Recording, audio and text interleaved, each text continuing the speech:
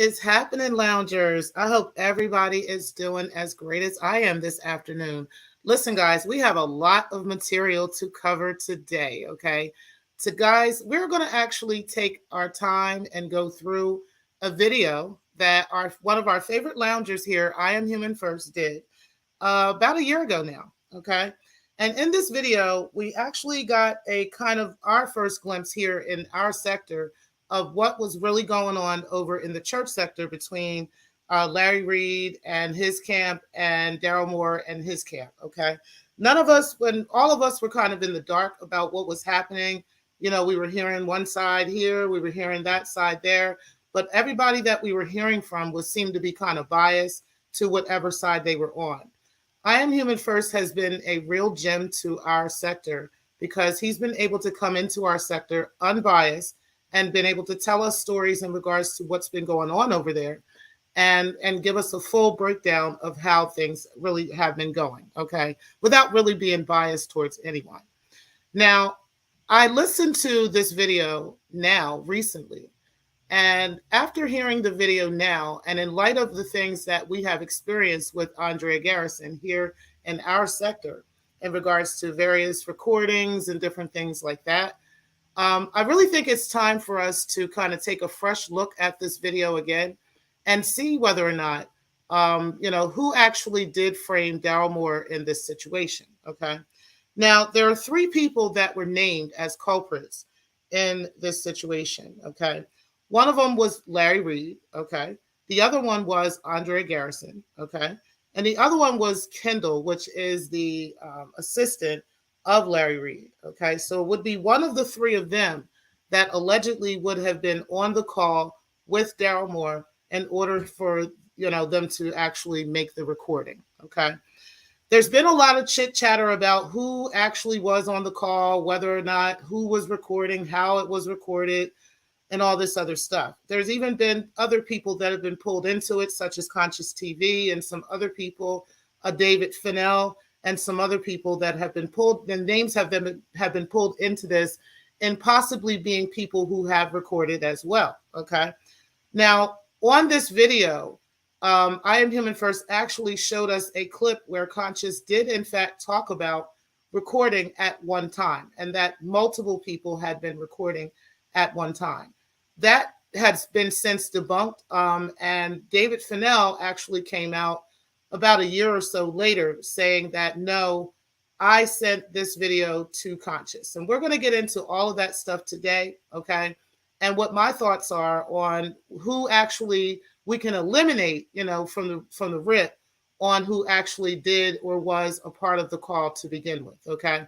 But again, like I said, I think it would be really interesting to put a fresh set of eyes on this, because I Am Human First actually asked us to asked us to help him solve this, and for the church sector to solve this case of whether or not who actually recorded Daryl Moore in this situation. Okay, so we're going to take a look deep into this today. We're going to take a look at the actual call between Larry Reed and Andrea Garrison, and what happened in that call, and what my thoughts are on that call. And then we're going to take a look and listen in on a couple other parts of this video as well. And you guys feel free to put your comments in the comment section as well in regards to this. Make sure that you guys do hit the like button on the way in as well. And guys, the first thing we're going to do is listen to ours truly actually in action in our sector in regards to recording, in regards to keeping information on people, okay?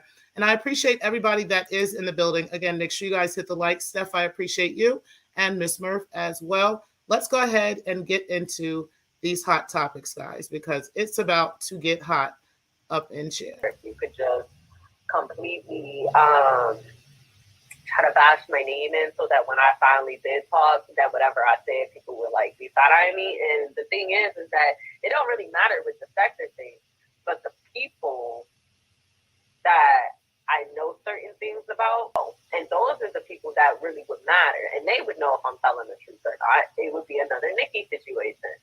You're the one that was worried about people being recorded. You know, Sultan dragged her ass about it. You know what? I'm gonna do another live. Let's get messy for a second. has a file. This is how obsessive this motherfucker is. Breaking has files and drop boxes on everybody. If you listen to her talk, you can believe it. She actually saves recordings on a lot of motherfuckers in the sector. She puts them on files. She puts them in drop boxes on clouds. She got one on everybody. She got one on I. She got one on, probably got one, tried to get one on me. She got one on Anti. She got one on several people in the sector. Several people in the motherfucking sector. Y'all don't believe me? I like to show receipts. I'm not going to show anybody's shit in the sector, but Little Knockout Media got one too. And I don't give a shit about him. He ain't in our sector. So here you go, folks. And y'all know that ain't mine because I don't watch that motherfucker. That's one of a few things that I got from this break-in. And she does have one on Anti. Now, if you don't believe me, click on that shit. And yes, motherfucker. I'll tell you why I say it's worse. I'll say this. I'll tell you why. So I've had CPS called on me, right? And I've had ACS called on me, CPS called on me, DTPP, whatever the fuck you want to call it. No one reached out to her kid. Nobody now. Granted, do I know who her and her children and her entire family is? Absolutely. I know who your brother is. I know who your mom is. I know who your dad is. I know who your siblings are. I know who your aunts and uncles are. I know who your kids are. Of course, I know who you. I know your bitch. I know where you work. I know where you live. I know what your shifts are. What do you want to know? What do you want me to tell you that I know? She has shifts. Oh, you mean like? Oh, I see. So she bitch, works once a day. In. I know when you clock out. I sure do. I know your entire. I know who you are. Why wouldn't I know who you are? I did my research. Because he really been out here being messy. And that ain't even half of what that ain't even nothing. Like, on some real shit, him recording cocaine ain't shit. It's way worse shit. I'm just curious to see if he gonna tell it himself.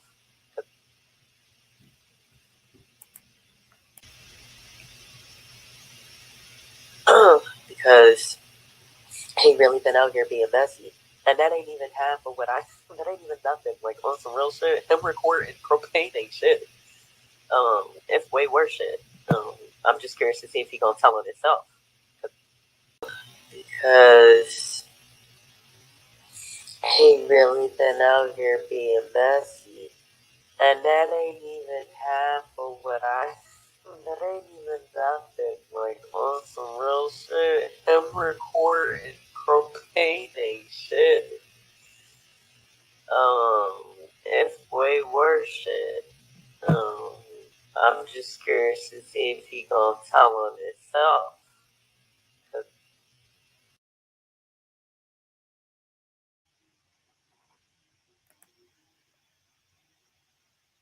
My, y'all. My. Listen. So that is kind of a synopsis of just some of the activities that we have experienced here in our sector in regards to breaking the culture and her keeping records on people, her recording people, her keeping conversations and different things like that, having drop boxes on people and so forth and so on. We even went down to where she had actually sent me evidence, or not sent it to me, but told me evidence of her keeping recordings and different conversations on people and different things like that. So, and this doesn't even include the Nikki conversations, okay, and all of the Nikki recordings, because there were multiple recordings on Nikki, not just the one recording that Nikki said she can record her, but every other recording and every other time that Nikki has spoken with her and Breakin was recording her and sending those recordings to Ray, none of those were, were authorized. Okay. So this is just some of the many, things that we have experienced with her in our sector. Okay. Now we're going to get into what's going on over in the church sector. But before we get into that, I actually wanted to get into some comments from viewers. Okay. And that is because this video this community post was on the Besties post. So shout out to Ray Triggs and his community wall, because he had a really interesting comment that he posted yesterday. And he says, and this was basically from the Pillsbury show. So shout out to Pills. He had a great show yesterday. But Triggs definitely was on there, and Rev G got on there with him, and Rev G was talking crazy. And this is what Triggs said. Harassment is unwelcome conduct that is based on race, color, religion, sex, including sexual orientation, gender identity or pregnancy, national origin, older age beginning at age 40, disability, or genetic information. Okay. And then he got trolled gang, hashtag dementia awareness, hashtag minions beware. Okay. So, of course, I had to put a like on that. Many others have put a like on that as well. And then we're going to read some of the comments because the comments are quite interesting on here. And I thought that it was at least worth taking a look at. Okay. Now, LV says, can harassment be considered a quote unquote strategy though? So shout out to him for that. The Speakeasy says, dude was basically saying, you're smarter than him and he knows it. So don't use big words. Shout out to him. Now make a change. I'm gonna save his for last. L says right, and then Nehemiah's put a smile. And then make a change says something very, very interesting. He said, interesting discussion on Pill's channel today. One of AAS's comments stated, I can get a restraining order based on what he's done. These threats and harassment and multi-hour live streams will be viewed as such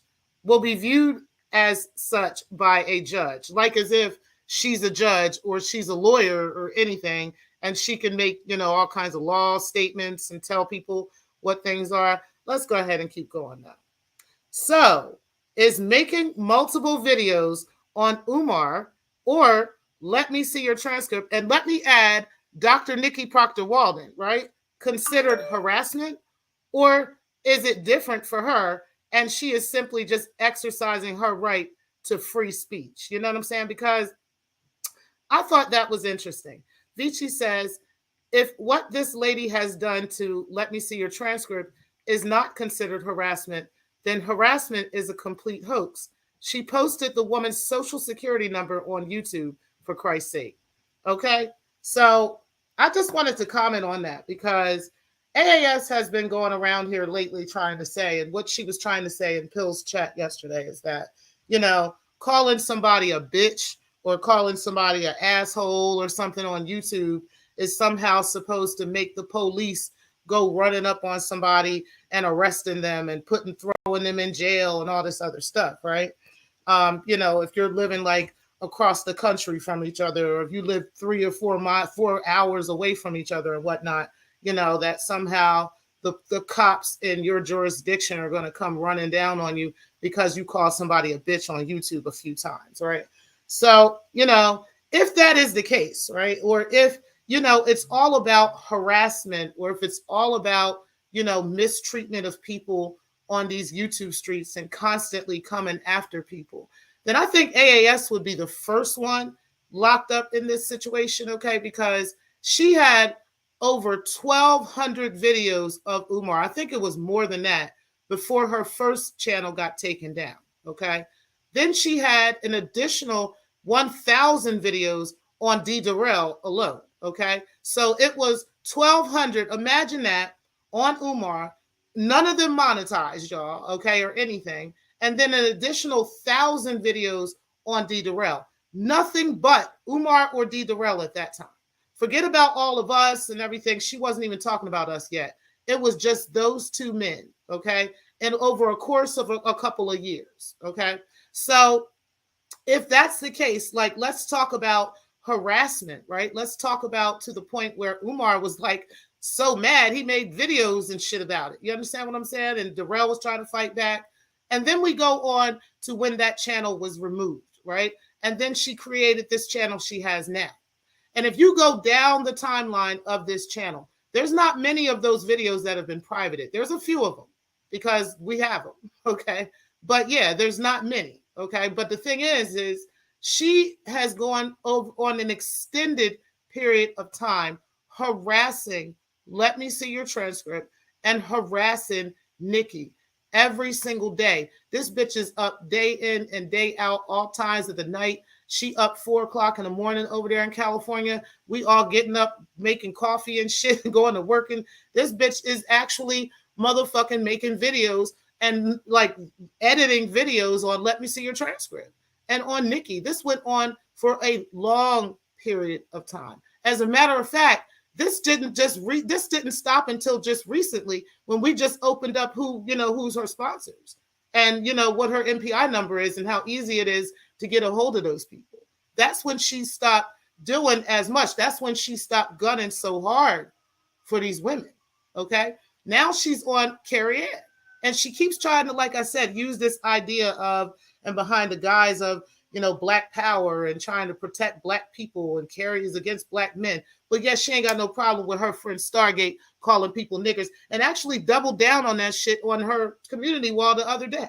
Like, how dare we feel some type of way that we expect her not to want people to use the word nigger. But go ahead and go after this unambiguous Black woman and go after her job because she's unsafe. She feels unsafe around Black men. Like, so what? That's how she feels. What that got to do with the price of tea in China? But it damn sure is a problem for a bitch to be calling me a nigger. There's a complete difference in that. So it's amazing to me that, the selective outrage when it comes to that side and when it comes to the bullshit, right? But if we're going to use your logic, right? I got to make a thumbnail called AAS's logic. Okay, I don't know. But if we're going to use your logic, AAS, then your friends, your very friends, Breaking the Culture, Stargate, Rev G, all of them should be held liable for their bullshit, for all of their harassment, right? For all of the many times that we've received videos after them. We're poking the bears and we're making fun of how to be a mother and we're doing all this stuff and nobody's talking about them. You understand what I'm saying? But they're doing all this stuff and that's not an issue, right? You ain't got no problem with that. You don't have no problem with anything that they're doing. So since you don't have an issue with their harassment to people, then you shouldn't have an issue with anybody responding to them. And that's just that. Like, y'all just going to have to feel some type of way. You're just going to have to not like it. Whatever you feeling is just how you feeling. But at the end of the day, okay, you don't get to just pick and choose, what harassment is, okay? Because literally you have spent years harassing motherfuckers, like to the point where Catherine Brown drug your ass into court over it, okay? Yeah, ma'am. You remember that? Yeah, that was you, okay? Anyway, I just wanted to get into those comments real quick before we get into the next part of the show. I do appreciate everybody who is in the chat as well. Let me go ahead and get into the comment section. And then I'm also going to get over to I Am Human first because I want to play portions of the video not on video, right? I want to play just the audio of some portions of this. The other parts I do have video clips that I want to play because what I want to do is we are going to play Secktah Court tonight, guys. Okay, we're going to play like we are the judge and the jury and the everything else in this motherfucker. Okay, and we're going to figure out who actually recorded Daryl Moore. Okay, who framed Daryl Moore? All right, was it actually Kendall? Was it Larry Reed?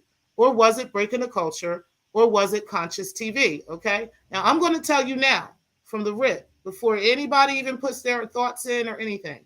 I promise you, I do not think it was Conscious TV.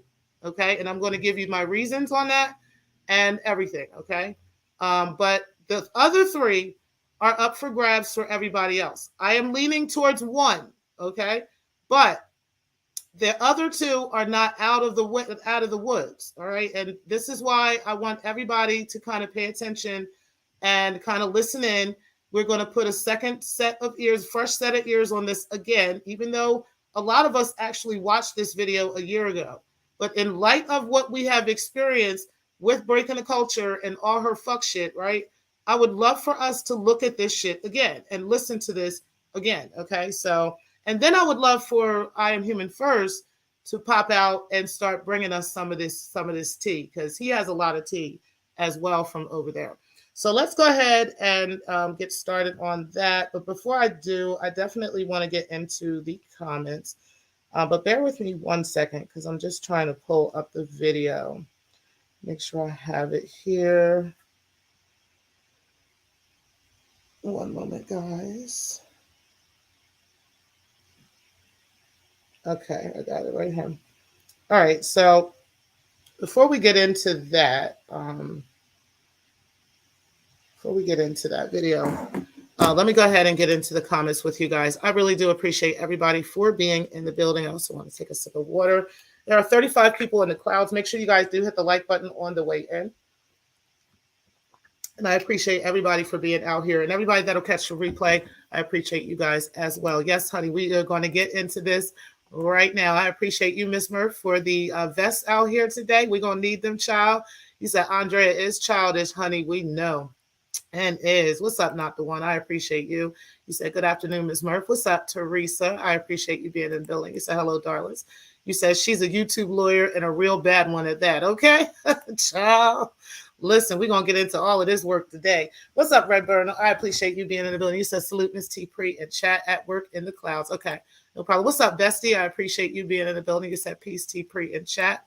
Miss Murph, I appreciate you. You said, I'm not on anyone's side but my own. But the conversations on Pills Live yesterday, Remix's live today were interesting. I missed Remix's live today. I did see that he was live, but I was working. So what I'll do is I'll go back and check that later, and then see what's up with that. And I'll probably comment on it at another time.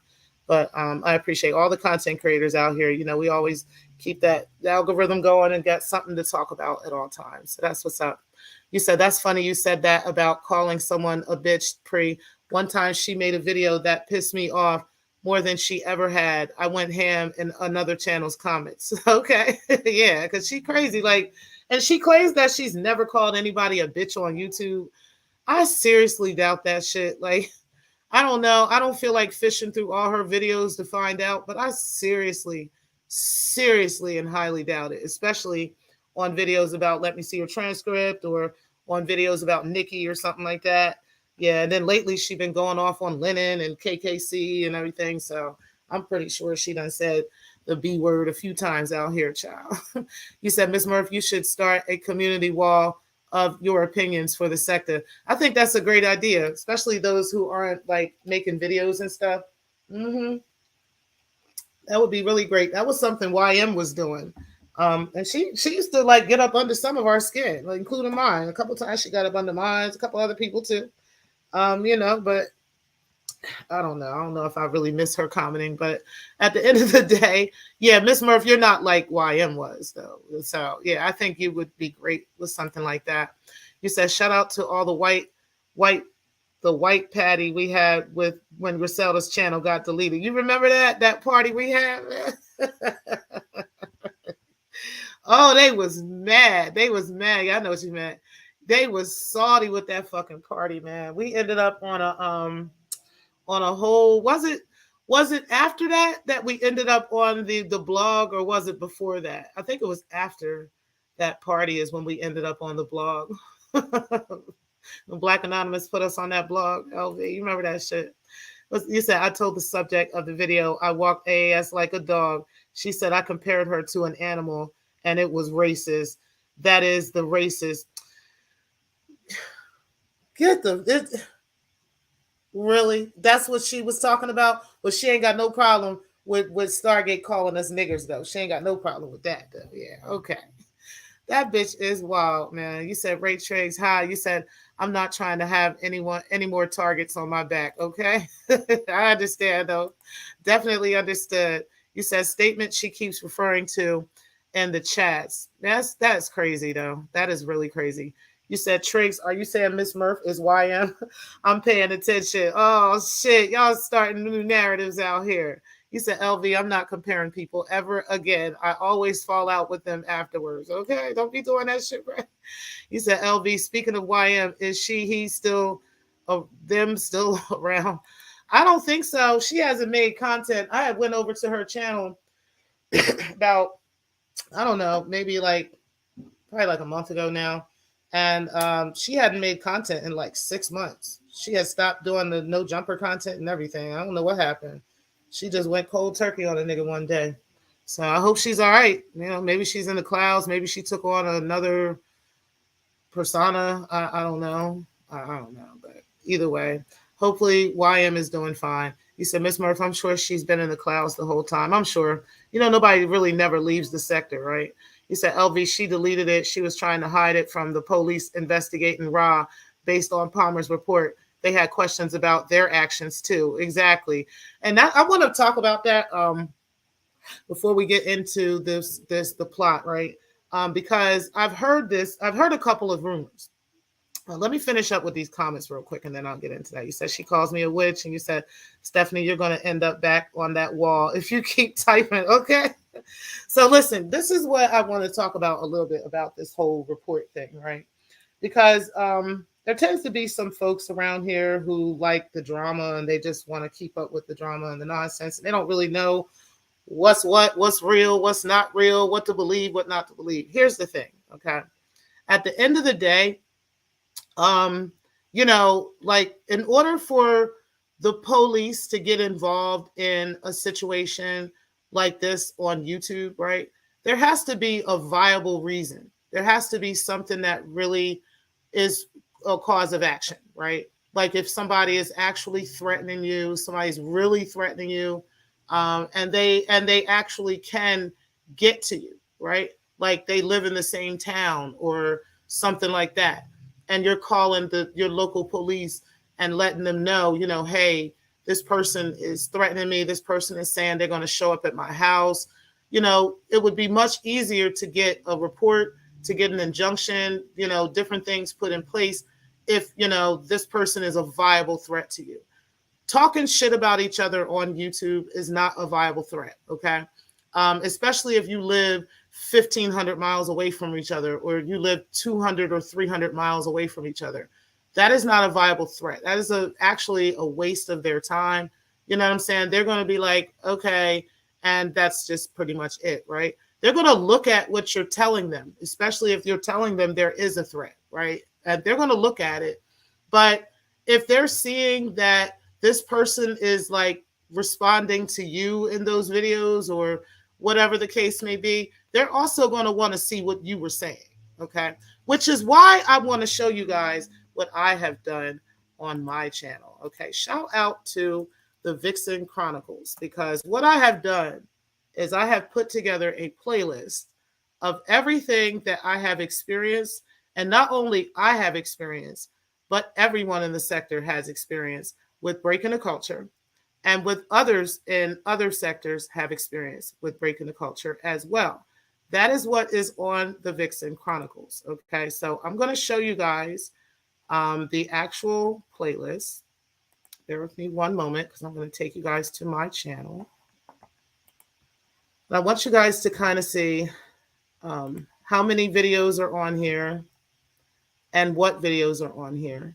And I wanted you guys to see this for a reason, because like I said, I'm being told by some very viable individuals that there is allegedly the secret, I'll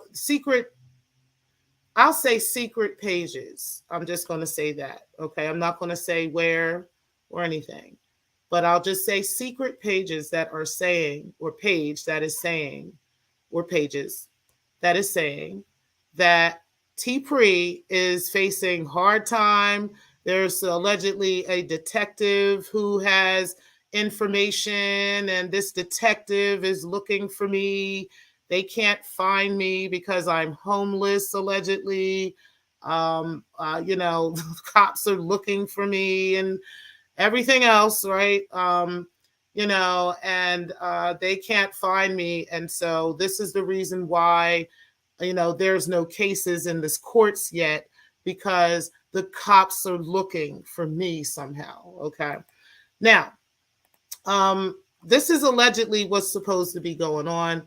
And supposedly, you know, they are getting a hold of my youngest child's information as well, so that they can come looking for me and come snatch my child and all this stuff, because I am in all this great big trouble over you know, these things that I have been experiencing with breaking the culture.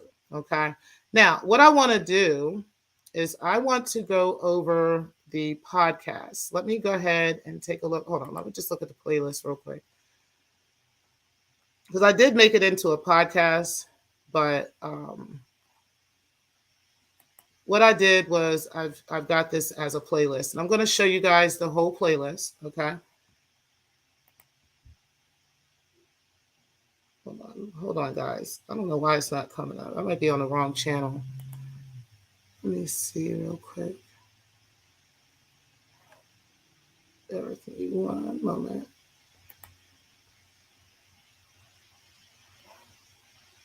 I want to show you guys the full playlist because I want to go through every video that there is, because for your detective, right, who is allegedly looking for everything and looking for me, you know, and I'm supposed to be going to jail and my son is supposed to be taken and all this stuff, right? Okay, so according to this detective that you claim exists, okay, make sure that you show him this full playlist, okay? Because of this, because I'm going to show you why, okay, why he needs to see this entire playlist, okay? We're going to go over these videos. I'm not going to go through them. We're not going to go into the videos or anything, but we're going to go over these videos, and he has lots and lots of stuff, okay? So here we go here. This is the first video where you and I actually fell out, okay? This was the Secktah News, which was a response video to you. You were still live at the time, and I played portions of that, and I also, so I was responding to you during your video, and then I was showing our text messages and what was really being said. So that's that video, okay? This video right here, oh no, this was Star's show when Star was on her show. This was the video right here. I need to change the, need to change where they are. Okay, so this would be the video right here where, oops, I didn't mean to click on that. Go back. So that would be the video right there where you and I actually fell out, okay? This next video is where Star went on her show and you were on there, and y'all further went into everything that was happening with the void, okay? This next video right here is where I talked about beef with you and I, if there really is beef with you and I. And then I said, who created the void? Because again, there was the trolls just walking around telling you that I said that, you know, I created the void and you were such victims. You were so victimized by me and telling everyone you were so victimized by me, right? So I was keeping track of that. So these were all responses to you. This one right here is me and Shakim on this video where it was our turn, bitch. Now pull up. You can come up on the channel since you're talking all this shit about us and saying that we took advantage of you and we did all this stuff. Come up on the panel and we'll talk about it, okay? This one right here is again with Shakim, where you went live again. This is another reaction video to you, okay? So your videos are playing within both of these videos, all right? And all the bullshit and the lies you were telling on us are in both of these videos, okay? So make sure your detective gets all that, okay, when he's looking for me, because he can see that we're reacting to you, okay? And then right here, we've got Secktah News, Breaking the Culture's Lies versus Fact Part 2. This was a Fact Part 2 to this video, okay? I got time today, so we went through that one. All of these were 6 months ago, okay? This one right here is Secktah Topics, Revenge Porn, Definition and Law. So this is a video that is not directly about you, but this is a video that is concerning what I was going through with you, showing pictures of me and kink lists of me, okay? So remember that when you're showing that to the detective, okay? This right here is Secktah News, Breaking the Culture versus T-Pre, Opinions versus Slander and Libel, okay? Make sure that you show the detective that too, so that he knows about the libel and the slander that you were committing against me and what I was talking about in regards to that, okay? Make sure you showed him that. Then right here, this is the video that we talked about where you were on your panel and you were, you know, talking about my son and you were talking about my daughter and you were talking crazy about my family, right?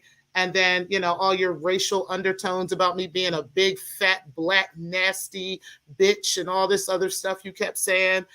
Yeah, so this is that This is actually a response video to you. So within this video is you talking like that. So make sure that you show the detective that video as well.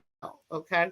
Here, right here is where you have been talking about me being a hooker at the dungeon and how I was sucking people's dicks at the dungeon, right? So maybe now it turns out that you were setting up the dungeon for a RICO charge, okay? Because you were actually telling people that you were human trafficking me from Delaware to New York for sex purposes, for prostitution. This is what you were telling people, okay? And that I was coming to the dungeon. And you said it a couple of times. You doubled down on it multiple times. So make sure that you show the detective that video as well, okay? Then we got right here where I actually can unprivate this one. This one is actually a members only video because I was so disgusted that you were on Conscious TV show telling them that I was a hooker and that I was doing all this human trafficking in the dungeon, and you were bringing me and setting me up with your clients in the dungeon and all this stuff. So make sure that when I unprivate this, which I'll do tonight, when I take it out of members only and make it public, make sure that you show the detective that one as well. Also, here goes the infamous void Zoom calls, okay?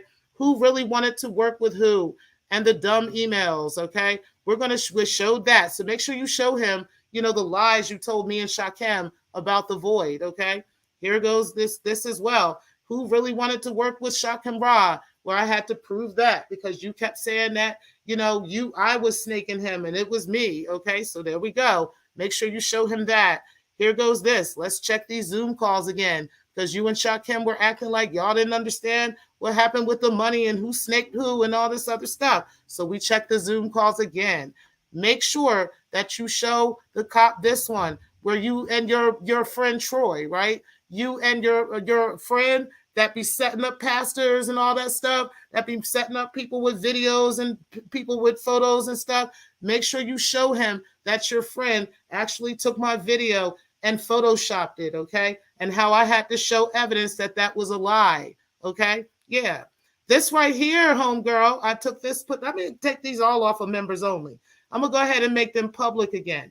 This one right here is The Secrets of a Dungeon Girl, a live reaction to this hoe when you went live and you tried to tell people that I had a website, right? You remember that? You remember that them pictures that Ray, the bestie, told you not to do that and you still did it anyway? Yeah, bitch, that's that video. That's you on video showing those pictures, okay? So make sure that you show the detective that one as well, okay? Then we got this one right here where I was responding to you again the next day. Bitch, where's the fucking website? Hashtag, where is the motherfucking website, bitch? We've been asking you for the website for how long it's been? 3 months now, right? Yeah. And we couldn't get that shit to save our lives. Yeah, you remember that? Then it went a month after that. A whole month later. I was talking about all kinds of other shit in between there, okay? A whole month later, here you go, hopping out the window on Photon's panel, and I happen to have you recorded right here on Photon's panel that day. Shout out to the gods for letting me get that video, and you telling the world you don't even have these 2 kids, and Danny don't know what you're talking about either, and all this other stuff, and everybody's lying on you, and you going to take Daryl Moore to court and me to court, and let me see your transcript to court, because everybody's lying on you having 2 kids that you don't have, right? That is that video, so make sure you show the detective that one, right? And then we have a series that came up about your mystery children, Aiden and Michael, that you claim don't exist, right? Yeah, 1, 2, 3, 4, 5 videos on you and those children and whether or not they actually exist. And it turns out they do. They do. Ain't that some shit? Then we went back to you and the hypocrisy in the church, okay? And how you had went up to the prophetic college and what the brother said in that video, okay? That's what we went to that day, okay? So make sure you're showing the detective all of this stuff and how you also said that you don't even have these kids, right? And that we also went and decided, we went and talked to and listened to the grandmother. Turns out you do have them kids. And Aiden is tattooed on your arm. make sure that you show him that as well, okay? Then we just went on and picked at your ass real quick and called you Secktah hoes because you hoes had the nerve to be talking shit about people being hoes. And where are your kids? You jumping out the window calling DJ Drama a white man and all this other stuff. All of that's on this video. So make sure that you show the detective that, right? And how much of a hoe you and Stargate are, instead of calling everybody else hoes, how much y'all really are actually the hoes, okay? How y'all really the ones getting pimped out here, okay? Yeah, make sure you show that to the detective as well. Then right here, girl, is where you were so mad that we were talking about the fact that you really do have Aiden and Michael, right? You said you wanted to take me to court. So we on this video playing you saying you want to take me to court and all this other stuff. Yeah, honey, make sure you show him that, because he's going to wonder why over a month ago you were supposed to put me in court and you haven't done it yet, okay? That's what he's going to wonder after listening to that. Then we made it very clear that you, in fact, did talk about your own son in this video that you claim doesn't exist. Then we made it very clear in this video that your baby daddy of that son exists, okay? Then right here, this is actually the video we did on Stargate show, okay? But it was her receipts throwing your ass under the bus, and how Receipt Gate and Record Gate kind of started with you in the Secktah, and how now everybody's wondering where these recordings are because you started talking about it at that time, okay? Make sure you show the detective your history of recording people, okay? And then right here, we've got how you were exposed like a bald-head stepchild, honey, because you was out here doing this and doing that and doing the most, and come to find out, you just filibustering and throwing people under the bus because you have a history of doing such a thing. Make sure that you show that to the detective, okay? Along with the video we're doing tonight, because this is all going to tie together, okay? Then we got Secktah funerals where Ray Triggs ethers your ass, okay? Will you recover? At this point, it doesn't look like you have, okay? And it's been about 3 weeks, okay? But yeah, this is what this was about, and how Ray was just so tired of you because you threw him under the bus, okay? You had done to him what you have done to a multitude of people over an extended period of time, okay? So yeah, we're going to make sure you show him that. Make sure you absolutely show him this one, because this is you on video, and we were actually listening in to you and your live, okay? And we were just reacting to your live show and how you were filibustering and letting us know that there are recordings and that there are this and there are that, and now you're trying to say there's no recordings. Yeah, make sure you show him that. Right here, we got Secktah Narratives. Let's discuss Smoke God's show, where we were talking about Smoke God and how you had sent Smoke God some fake bullshit, okay? And how that narrative never turned out to be any goddamn thing. Yeah, that's what we were talking about. So make sure you show that to the detective, okay?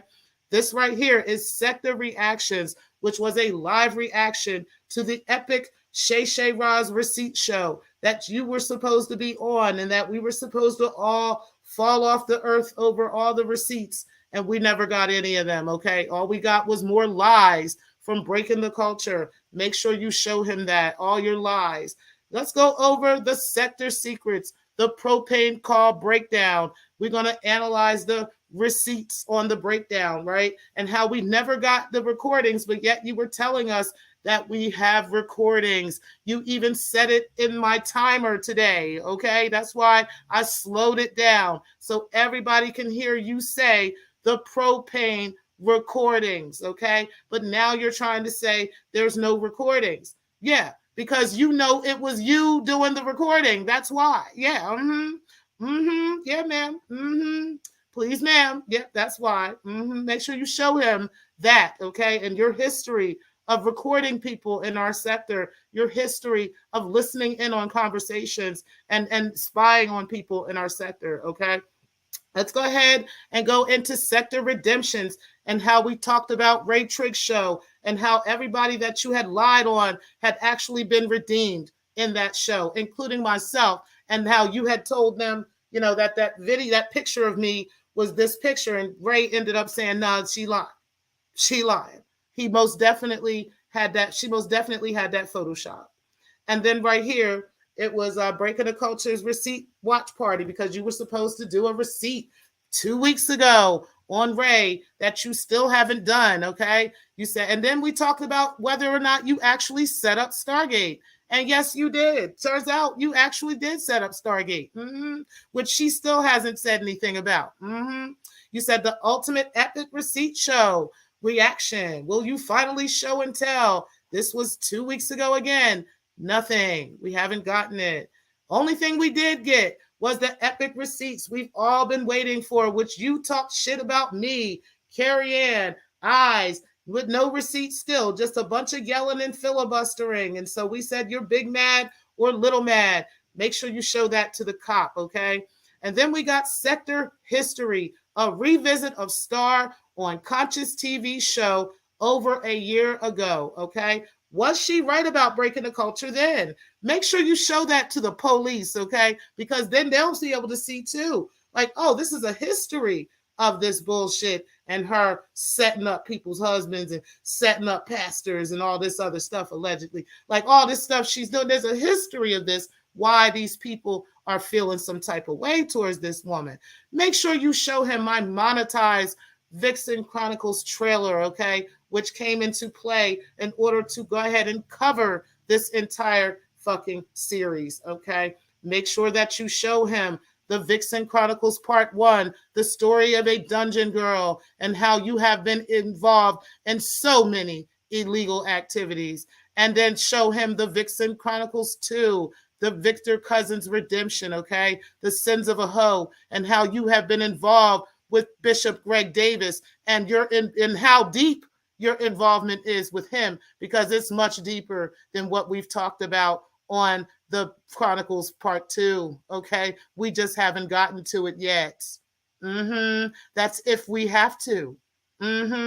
Now, make sure you tell him, because I'll go ahead and unprivate this one and tell him about the members only special, the Vixen CPS history, okay? And how you, ma'am, have a history of having CPS called on you. As you've said, you have a history of having ACS called on you, ma'am. Yeah, make sure that you tell them why and how, okay?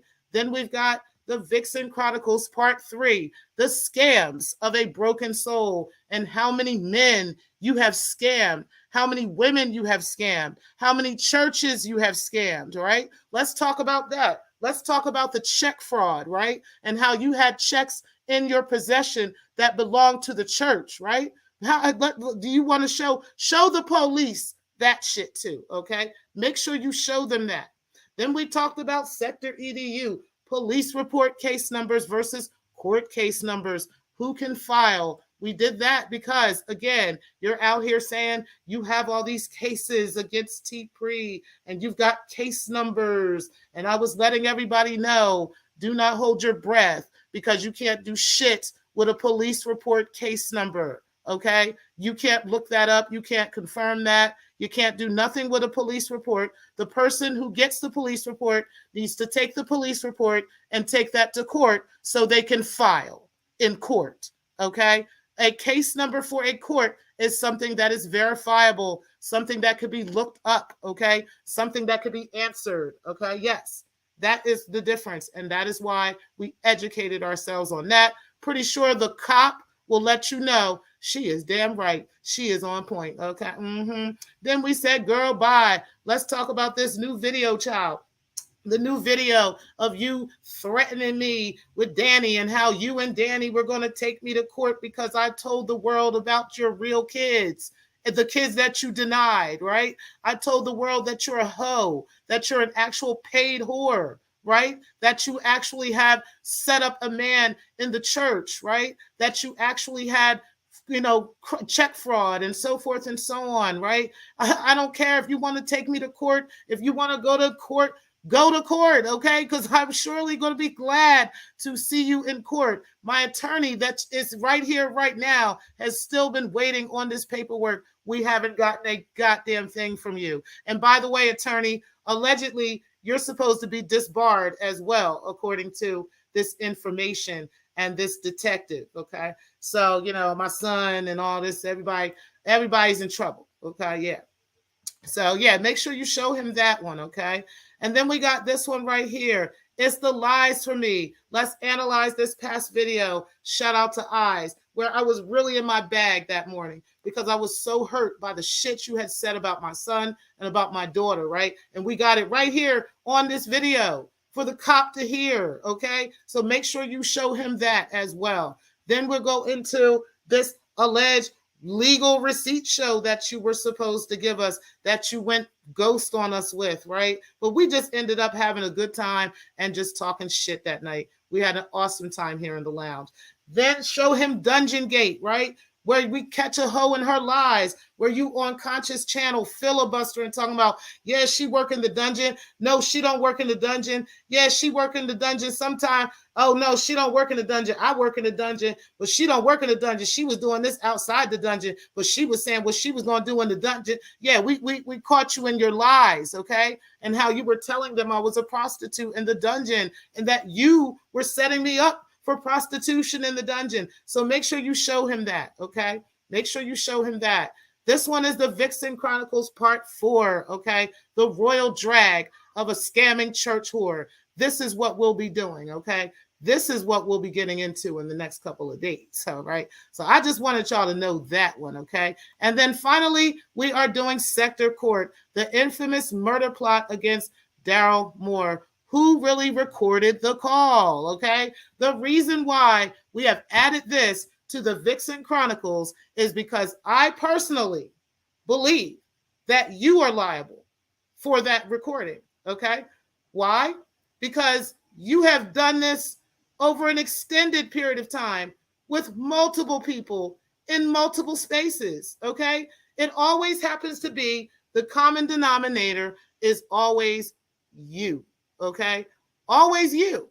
Now, with that being said, we're going to take a little quick break. We're actually going to get right into this video because I want to go over all of this stuff.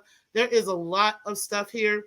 And again, I really think it's important that everybody kind of gets to see and kind of hear exactly what's been happening here. And then we'll get right into the comments right after that. Okay. But hold on. Actually, I'll get into the comments now and then we'll get into that. You said she calls me a witch. You said, Stephanie, you're going to end up back on that wall if you keep trying.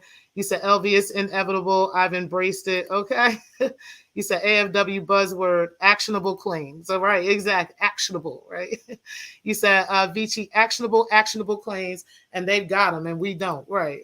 Exactly. You said, worst detectives ever. Okay. You said, I am jealous of her because I asked my husband to shit on me, and he said, I done lost my damn mind. You said, hey, Redbone. You said, Miss Merv.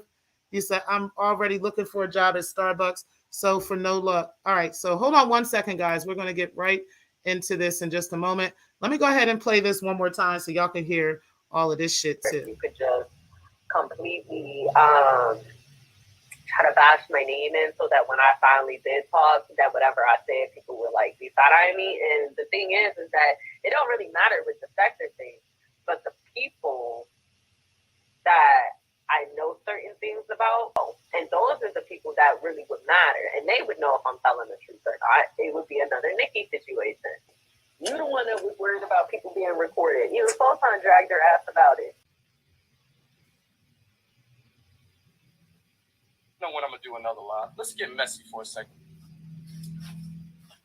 Breaking has a file. This is how obsessive this motherfucker is. Breaking has files and drop boxes on everybody. If you listen to her talk, you can believe it. She actually saves recordings on a lot of motherfuckers in the sector. She puts them on files. She puts them in drop boxes on clouds. She got one on everybody. She got one on I. She got one on. Probably got one, tried to get one on me. She got one on Anti. She got one on several people in the sector. Several people in the motherfucking sector. Y'all don't believe me? I like to show receipts. I'm not going to show anybody's shit in the sector, but Little Knockout Media got one too. And I don't give a shit about him. He ain't in our sector. So here you go, folks. And y'all know that ain't mine because I don't watch that motherfucker. That's one of a few things that I got from this break-in. And she does have one on anti. Now, if you don't believe me, click on that shit. And I'll tell you why I say it works. I'll say this. I'll tell you why. So I've had CPS called on me, right? And I've had ACS called on me, CPS called on me, DTPP, whatever the fuck you want to call it. No one reached out to her kid. Nobody now. Granted, do I know who her and her children and her entire family is? Absolutely. I know who your brother is. I know who your mom is. I know who your dad is. I know who your siblings are. I know who your aunts and uncles are. I know who your kids are. Of course I know who you. I know your bitch. I know where you work. I know where you live. I know what your shifts are. What do you want to know? What do you want me to tell you that I know? She has shifts. Oh, you mean like? Oh, I see. So she bitch, works I know once when a day. You clock in. I know when you clock out. And clock out. Okay. Do. I know your entire. I know who you are. Why wouldn't I know who you are? I did my research. Because he really been out here being messy. And that ain't even half of what that ain't even nothing. Like, on some real shit, him recording propane ain't shit. It's way worse shit. I'm just curious to see if he gonna tell it himself.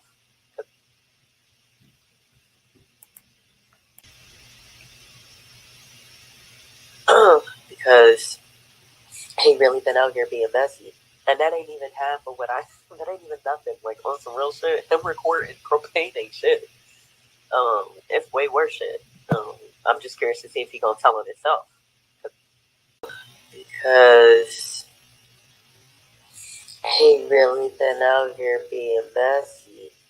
And that ain't even half of what that ain't even nothing. Like, on some real shit, him recording propane ain't shit. It's way worse shit. I'm just curious to see if he gonna tell on himself.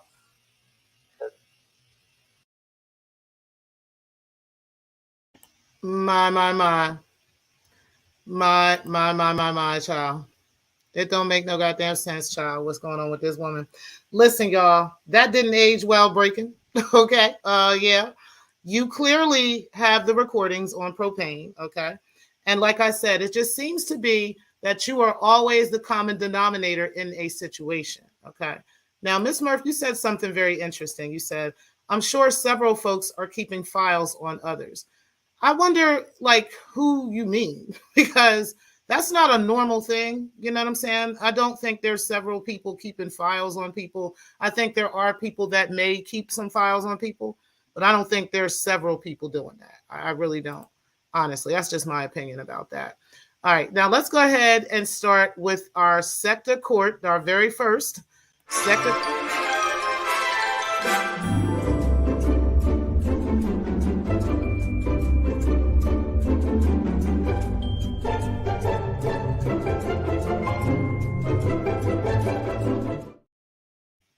So what we're going to do is we're going to get the backstory on this first and just kind of hear this out from I Am Human First. Shout out to him.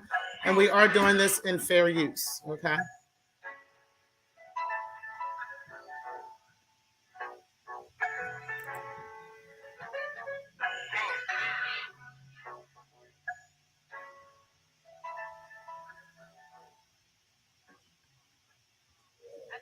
Y'all laid in the bed with this nigga and y'all got butthurt when he turned the gun on y'all, the same gun that he turned on me. I got butthurt when he turned the gun on me. Turned on Larry. I got butthurt when he turned it on us. The same gun that he turned on everybody else when he turned it on y'all. In the middle of the fucking night. That's when I got mad. Let's talk about what you guys really did. You motherfuckers sat up there and recorded it, said it was guys when it wasn't guys. It was you motherfuckers who recorded it, and then motherfuckers leaked that shit in the middle of the goddamn night. About what? Who was you motherfuckers that reported what? It was you guys who recorded that shit and dropped that shit. Reported what? When you guys recorded him saying that he wanted Larry to die. Y'all recorded that shit. Now, let's stop right there real quick. That was Drea and Conscious TV on Knockout Media's channel, okay? They were arguing over this alleged recording that came out, and it's not alleged, it is a recording that came out of Daryl Moore, and they claimed that Daryl Moore wanted to put a hot one up in Larry, okay? Now, This is the argument that the two of them were having with each other because it was, both of them were kind of facing heat over this whole recording coming out to everybody. Okay. So let's go ahead and finish up with this story because I want everybody to kind of understand who's who and who's what. And again, how Drea just happens to be in the center of everything. Every single time a recording of somebody is coming up. Okay, let's go ahead and keep it moving. Well, hello, ladies and gentlemen.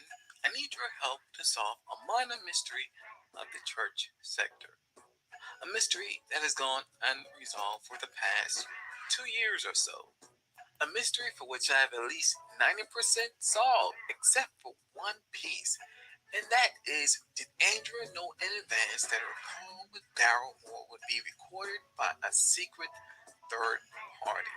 For those of you that are unfamiliar with the backstory here. Now, I Am Human wants to know whether or not she actually knew about whether the call would be recorded. Now, what I want to know, okay, is whether she recorded the call. That's what I want to know.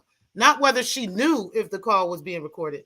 I want to know if she actually recorded the call, okay? Now, we know that she was on the call, and that's all we know, okay? We've been told that Kendall was on the call and that Larry was on the call. But I have a very difference of opinion, especially when it comes to Larry, and I will show you guys why by the end of this video. So let's go ahead and keep it moving. Here's a quick recap. Andrea became a good friend to Larry Reid's platform as a result of her Victor Cousins scandal.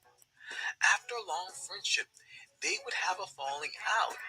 As a result of this falling out, Andrea would eventually find a new home at King Jai's platform. We will get further into Larry and Drea's fallout on Wednesday, okay, during the Vixen Chronicles. That was a competitor to Larry Reid, as well as someone he was already in a rocky relationship with. Sometime after Andrea's arrival at King Jai's, both of them would be in an open conflict with Larry Reid. During the same time, Daryl Moore was at odds with Larry Reid and also. You better not be taking my thumbnails. King Jai would welcome Daryl to their fold, and it would be the three of them unified against Larry. Conscious TV, he was a friend to Jives and Larry. Eventually, he would have to choose sides, and that side he chose was Larry. Now, Jives would eventually have a falling out with Andrea and Daryl. They would separate, and eventually they would be in an open conflict with each other. The war amongst all parties became a triangle. We had Daryl Moore and Andrea on one side, Larry Reid and Conscious TV on one side, and King Jives and his online sister, Miss Miko, on the other side. After some time, Andrea will look to squash the beef with Larry, and that she did. In addition, she tried to squash the beef between Daryl and Larry. Unfortunately, she was unsuccessful. Now, I want y'all in our sector, I know there's others in the other sector listening, but I want y'all in our sector to pay attention to that. Pay attention to that detail right there. She made up with Larry Reid. She was cool with Daryl Moore, okay? Already. She made up with Larry Reid after, and you guys will find out how he really felt about her, okay, on Wednesday. And but they ended up making up, okay? And then she, to what the public sees, attempted to get those two to be friends. Does that sound familiar, y'all? Doesn't that sound a little bit familiar around here? Like, oh, we're going to get these two behind the scenes, but I'm going to talk to her and say this. And then, I'm going to say this, and to this person. And then I'm going to say that to that person. And I'm trying to get them to be friends. That sounds very familiar with the Stargate and propane situation. That also sounds familiar to me with me and Rev G, how she had attempted to get me and Rev G to be friends. The same thing happened with me and Anti. She tried to get me and Anti to be friends. She just always seems to be right there in the middle of the person trying to mend the bridge amongst enemies, right? And amongst people that don't fuck with each other. But she's always in the middle, right? But there's never any mending. It's always more of a wedge is actually built, right? Between the two. And it ends up being where one or the other is thrown under the bus in order for her to save herself from whatever fuck shit she thinks one is about to tell. Okay. Now, I just wanted to say that before we keep going, because it just happens to be so that this happened in their sector with her as well. So let's go ahead and keep it moving. And which is something I didn't know at the time, that she was attempting to get Larry and Daryl to be friends with each other again. Was an error in which she was both a friend to Daryl and to Larry, while both of them were in open conflict. There came a time in which Andrea called Daryl to discuss his feelings towards Larry, and as we know, audio from this private call was featured in the infamous video that Team Daryl refers to as the murder plot video. Which video was that? Well, you see, on March 28th of 2020, a hit piece video on Daryl Moore materialized on Conscious TV's platform. The video in question is named Proof that Daryl Moore Threatened Larry Reid Live. Now, to Team Larry Reid's defense, Daryl had become a threatening force in regards to his beef with them. He made threatening statements that would make the average person rattled, concerned, and to the point that they should have taken it seriously enough. I don't know how anybody can support breaking the culture, but to each their own, right? The statements were what they were. However, the hit piece video in question that was propagated, promoted, and publicized was immediately recognized by many as cleverly edited video clips that took a lot of Daryl Moore's words out of context and made it to represent things that he really did not say. So basically, the video that was uploaded allegedly to Conscious TV's channel was a video of audio clip of Daryl Moore saying some stuff, but it was taken out of context. So that it was chopped up and screwed and so forth. And it sounded like he was trying to say one thing, but it was clear to the public that that wasn't the case, that it was a chopped and screwed video. Okay. Why they thought that nobody was going to notice that, I don't know, but they did. Okay. And okay. But that kind of speaks to, I kind of want to say this. All right. Now, again, I could be wrong because I don't know, right? I wasn't there. But that also speaks to breaking the culture as well. She has a history of changing and chopping and screwing receipts and making things sound and appear a certain way. Okay. I just wanted to clear that and make that understandable in knowing who was on the call, right? And we know who was actually talking to Daryl Moore. And it was definitely Andrea that was definitely talking to him, right?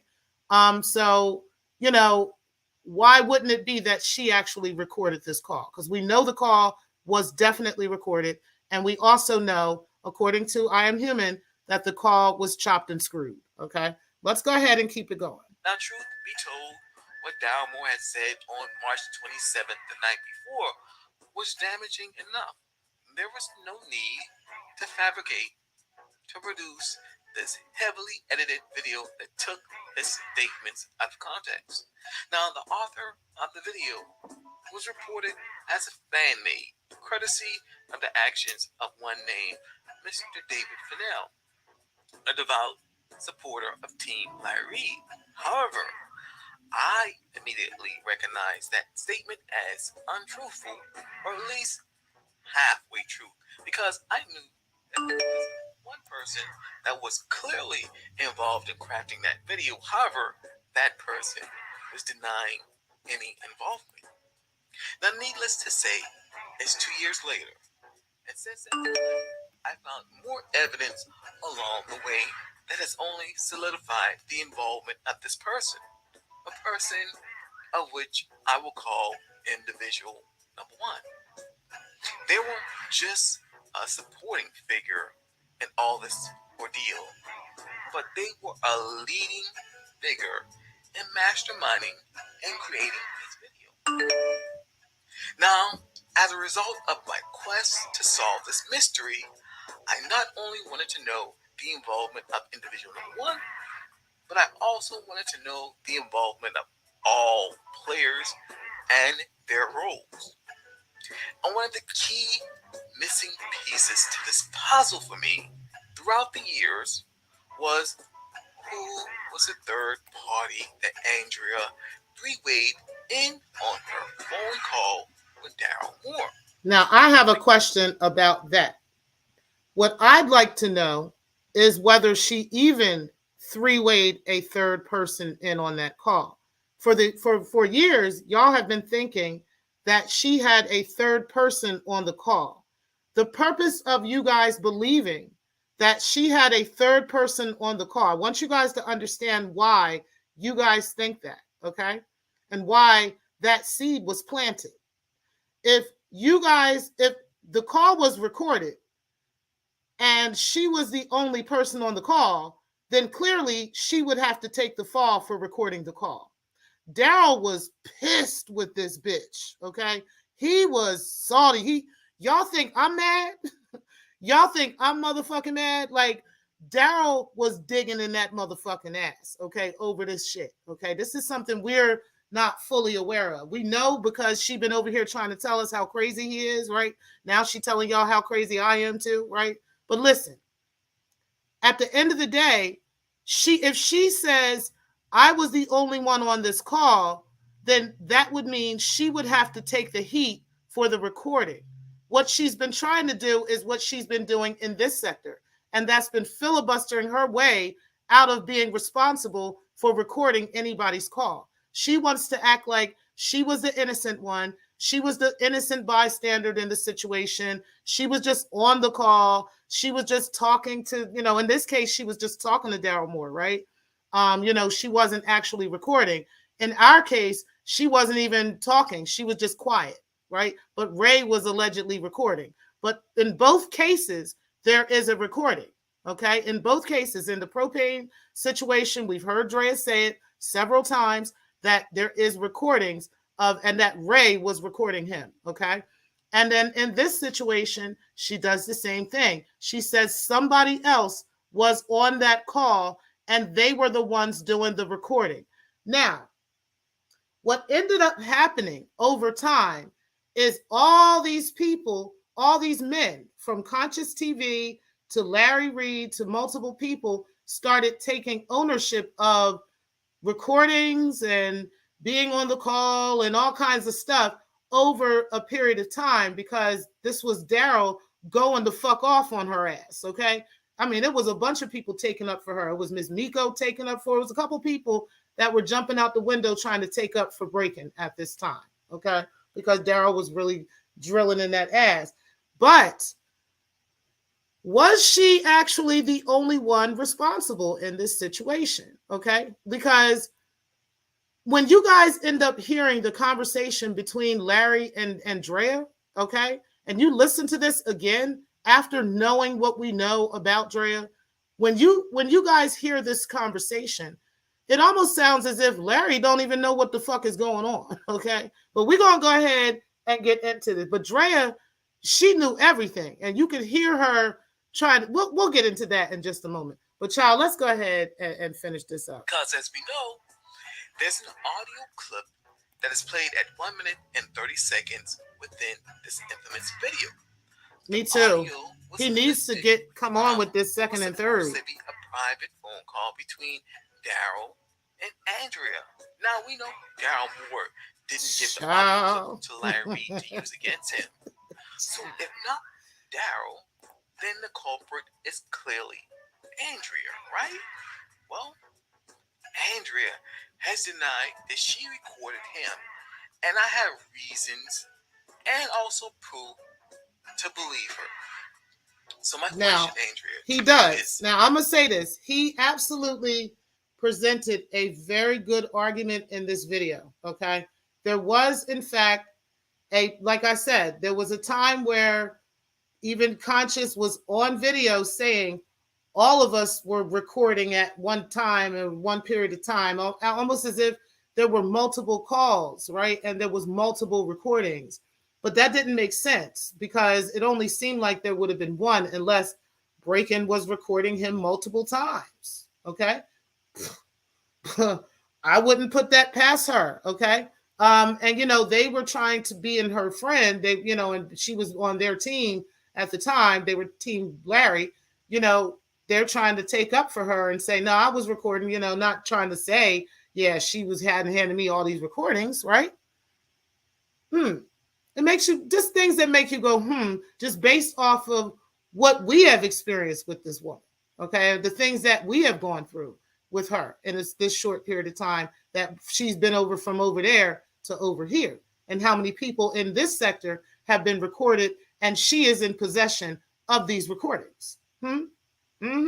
Let's go ahead and keep going. Hold on. Let me get into your comments real quick. You said if Breakin has a recording of the propane and Ray call, either she recorded it or she'll have to say, prove Ray gave it to her. Exactly. Because I showed you guys just one example of a time. There's multiple examples of times where Breaking the Culture has said that there are recordings of propane, and she has multiple recordings on him from multiple conversations. That was Breaking. That came out of her mouth.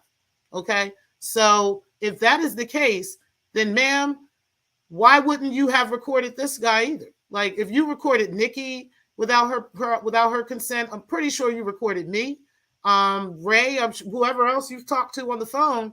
Why wouldn't you record this man? What would be the difference?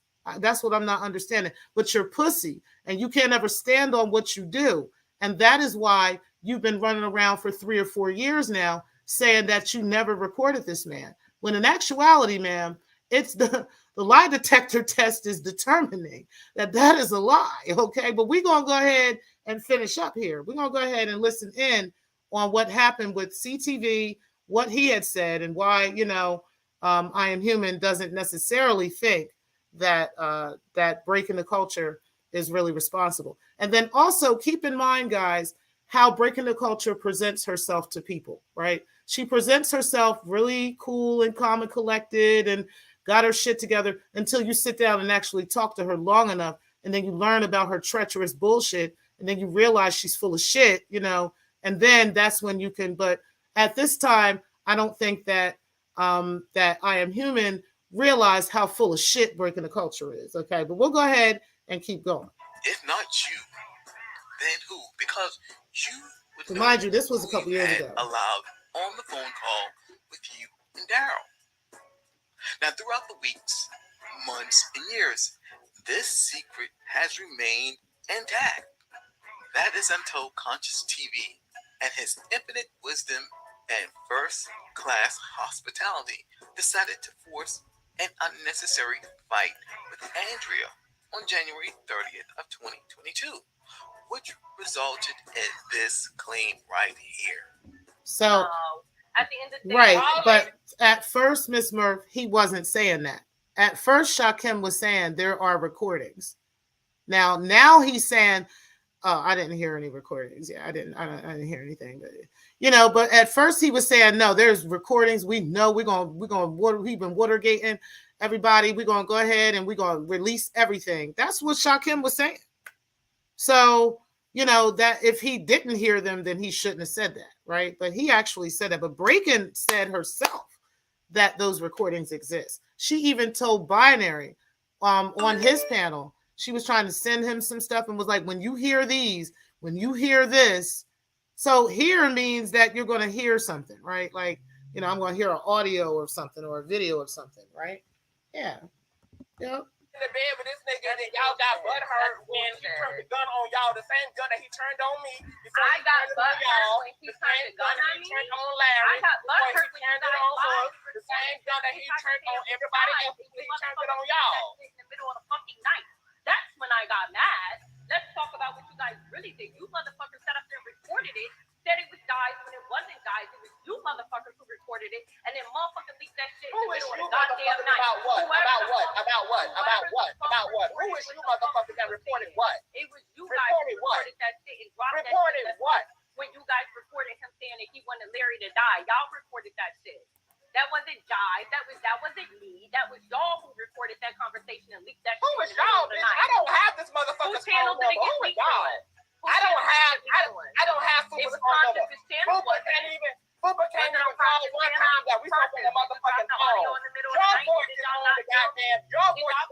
recording.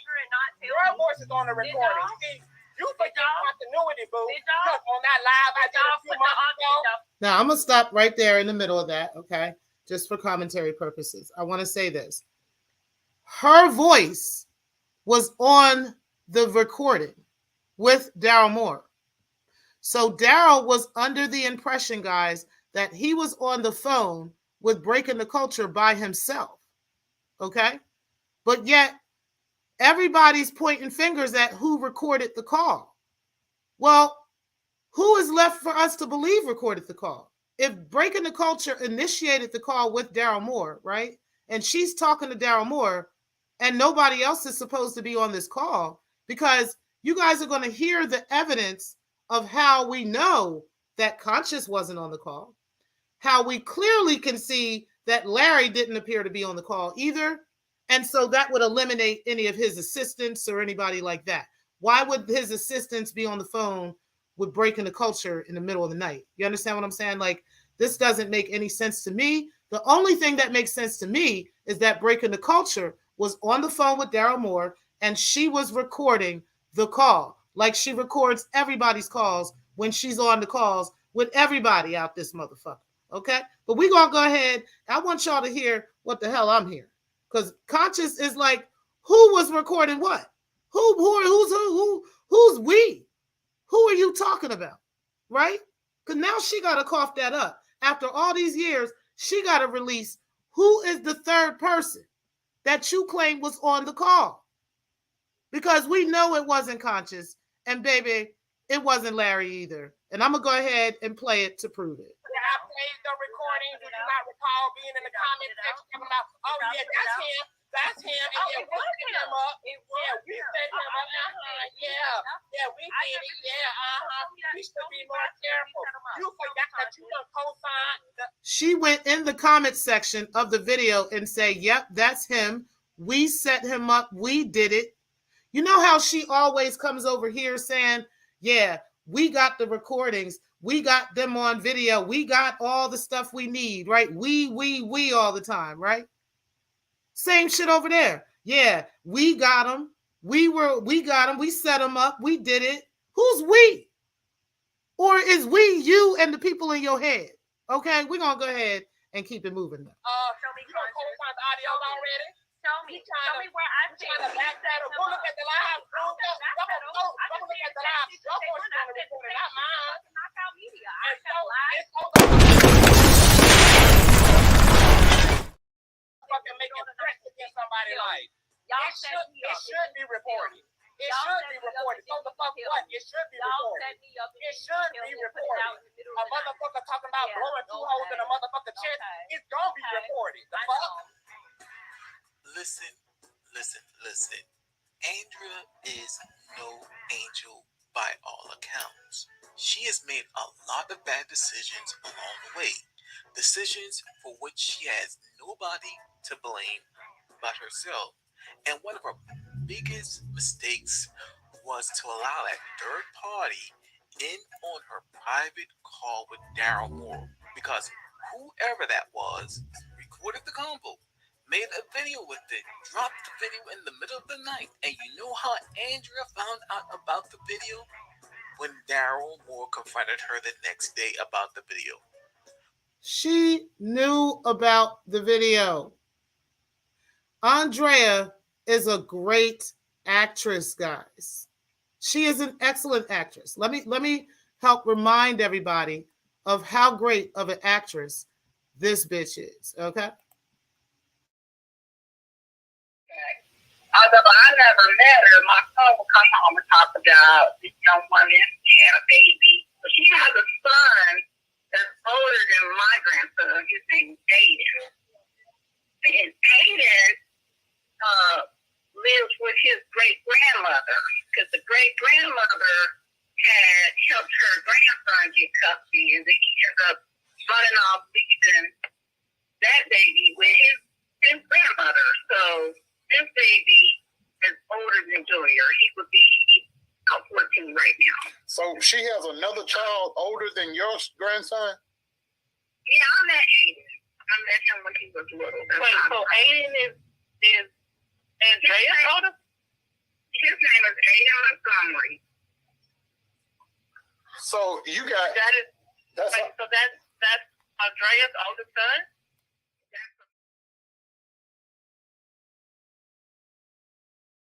So that is the story, Miss Murph, that there was a third party on the line, right? But I want you to understand why everybody would believe that there would be a third party on the line. Breaking the culture, as we have seen in the history of her in our sector and in their sector, can never stand on anything she does. She has been waiting. We have been waiting on a receipt show on Ray Watergate and everybody and doing all this stuff for 3 weeks, almost a month now. Okay. And she still hasn't produced those receipts. She hasn't produced receipts on Let Me See Your Transcript, where she claimed Let Me See Your Transcript was doing all this stalking and harassing of her family and abusing her and doing all these things, right? She hasn't produced any of those receipts yet. She claims that Let Me See Your Transcript is supposed to be going to court and she's dodging a process server, but yet we can't even get a case number to look it up, right? Or anything. We can't even find like what court it was allegedly, put into or any of this stuff, So Breaking the Culture has a history of lying on things, recording and setting people up, and then lying about and hiding her hands, like throwing her rocks and then hiding her hands and acting like she doesn't have anything to do with it. She was just an innocent bystander. No. She was the one, allegedly, like what it looks like, according to the evidence that is presented in this video. She looks like she was the one that was on that call, solely on that call with Daryl Moore. She recorded it, and then she sent it to Larry. And then Larry sent it to Conscious to upload. Now, it was told that David Fennell got it, which is how it was supposedly, cut up and chopped and screwed. And then it was sent over to Conscious to be uploaded. Okay. And we're going to go ahead and get into all of this too. When they say there's no honor amongst thieves, this is a clear example of it. Grimy. Mm-hmm. Now, further along in the conversation, Andrea actually drops the name. Doxing or harassing. That was where I drew my line. Just like I had made videos about Larry had equally made videos about me. It wasn't one-sided. That was a two-sided thing between Larry and I. But I never, ever wanted to see Larry hurt or harmed, which is why I immediately gave him that info. And then Now, I want y'all to understand what happened between Daryl Moore and Breaking the Culture before she sent Larry that recording, okay? I want y'all to remember how conniving this chick is that we're talking about, okay? Let me put up a little bit of a reminder of how conniving this bitch is, okay? How she will attempt to set people up and attempt to lie on things and make things appear a certain way and so forth and so on, okay? Keep in mind, she was all good with Daryl Moore, with Let Me See Your Transcript, with Marcellus and everybody, until Marcellus in particular started poking holes in her story about Victor Cousins, okay? Because her story wasn't adding up. He was asking for receipts that she wasn't producing. Y'all recall the receipt shows, right? All the receipts we were supposed to get that she be claiming she's going to give us that she doesn't give, okay? And as that was going on, she was trying to poke holes in all of their relationships, trying to come between them because she was trying to make Marcellus look crazy because he wasn't believing her, okay? And then Daryl didn't believe her. And then that's how Let Me See a Transcript didn't believe her. And that is how her conniving ass, because somebody doesn't believe her and somebody doesn't agree with her and somebody doesn't go with her fake ass, phony ass stories, she will turn on them and try to ruin their life, as she has done with multiple men, right? Multiple men in multiple times, in multiple situations, okay? Like, let's remember all of the things that Breaking the Culture has been involved with, right? All of the different men that she's scamming and scheming to this day, right? Yeah, let's talk about it, right? This is the woman that we're talking about here. So let's keep all of that in mind while we're talking about this person who was on this call, right? And allegedly had all these there's somebody else on the call. But did she? Because it's always her That's the common denominator.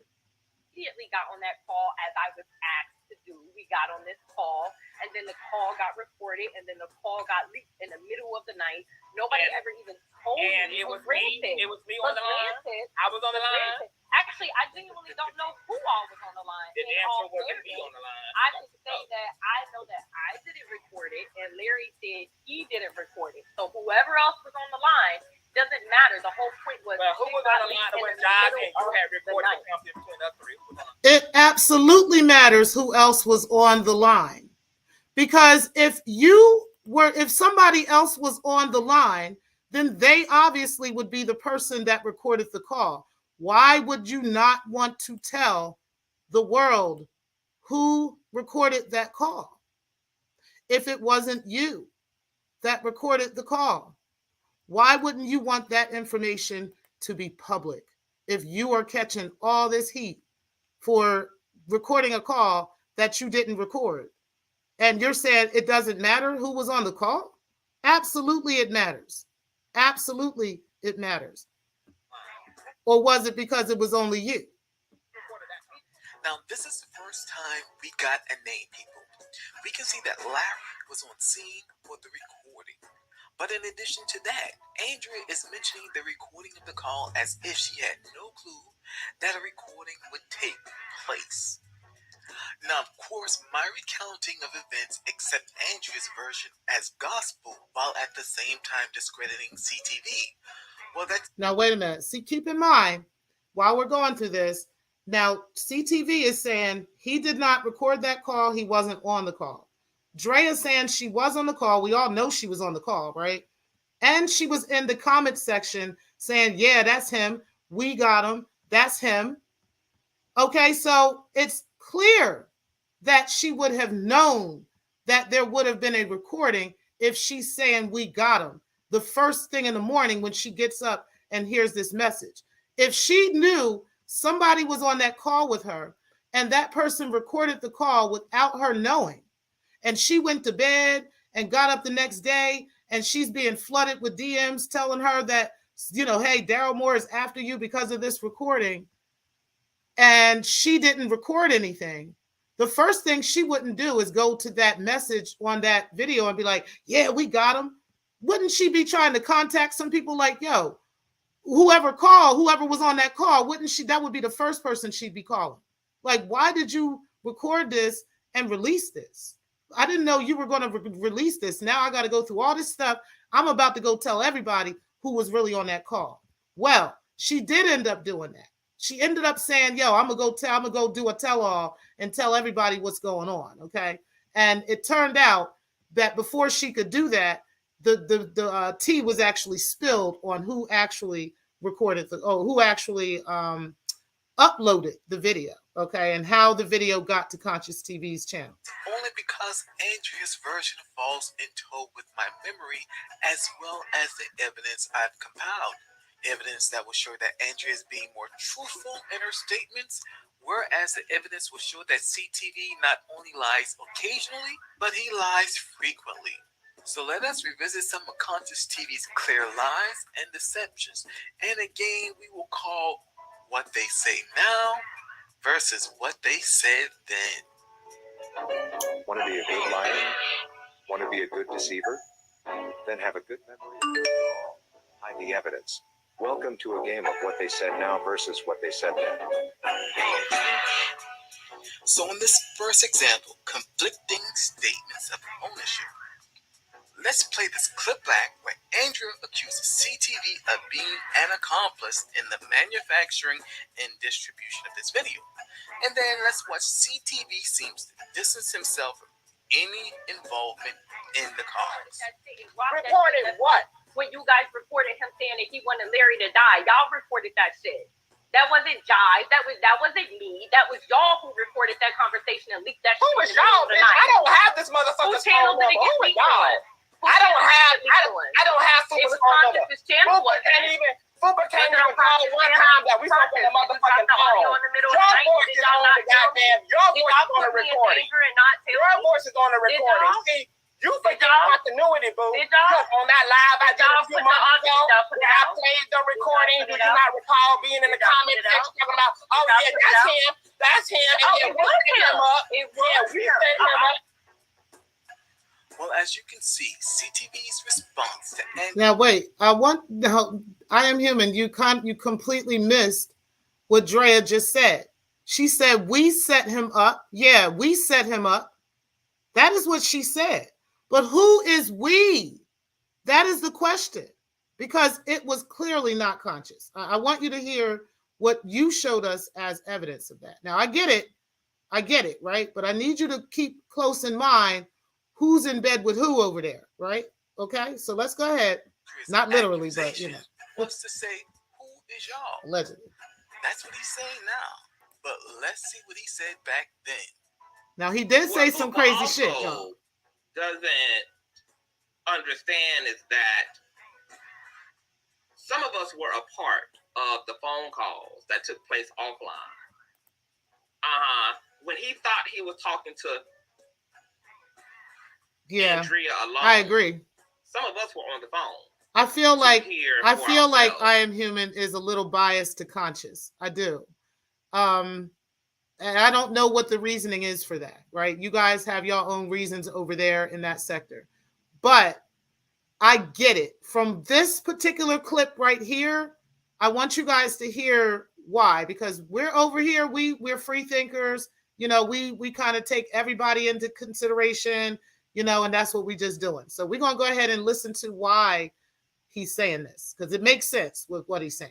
That's why we all have the personal recording, because we all personally recorded on our end at various stages in which Fupa was really pressed and really not feeling Larry. And we want to play some of that today, okay? Because let's remind Miss Fupa. Hey, breaking the silence, what's going on, love? Yeah, so as you can see, in one instance, he's using self-inclusive words, such as some of us were part of the calls that took place offline. Some of us were on the phone to hear it for ourselves. That's why we all have this personal recording, because we all personally recorded on our end. Now, that would absolutely solidify for me as well that you were recording this man at some point, right? Now, what it doesn't solidify for me is that he recorded this particular call.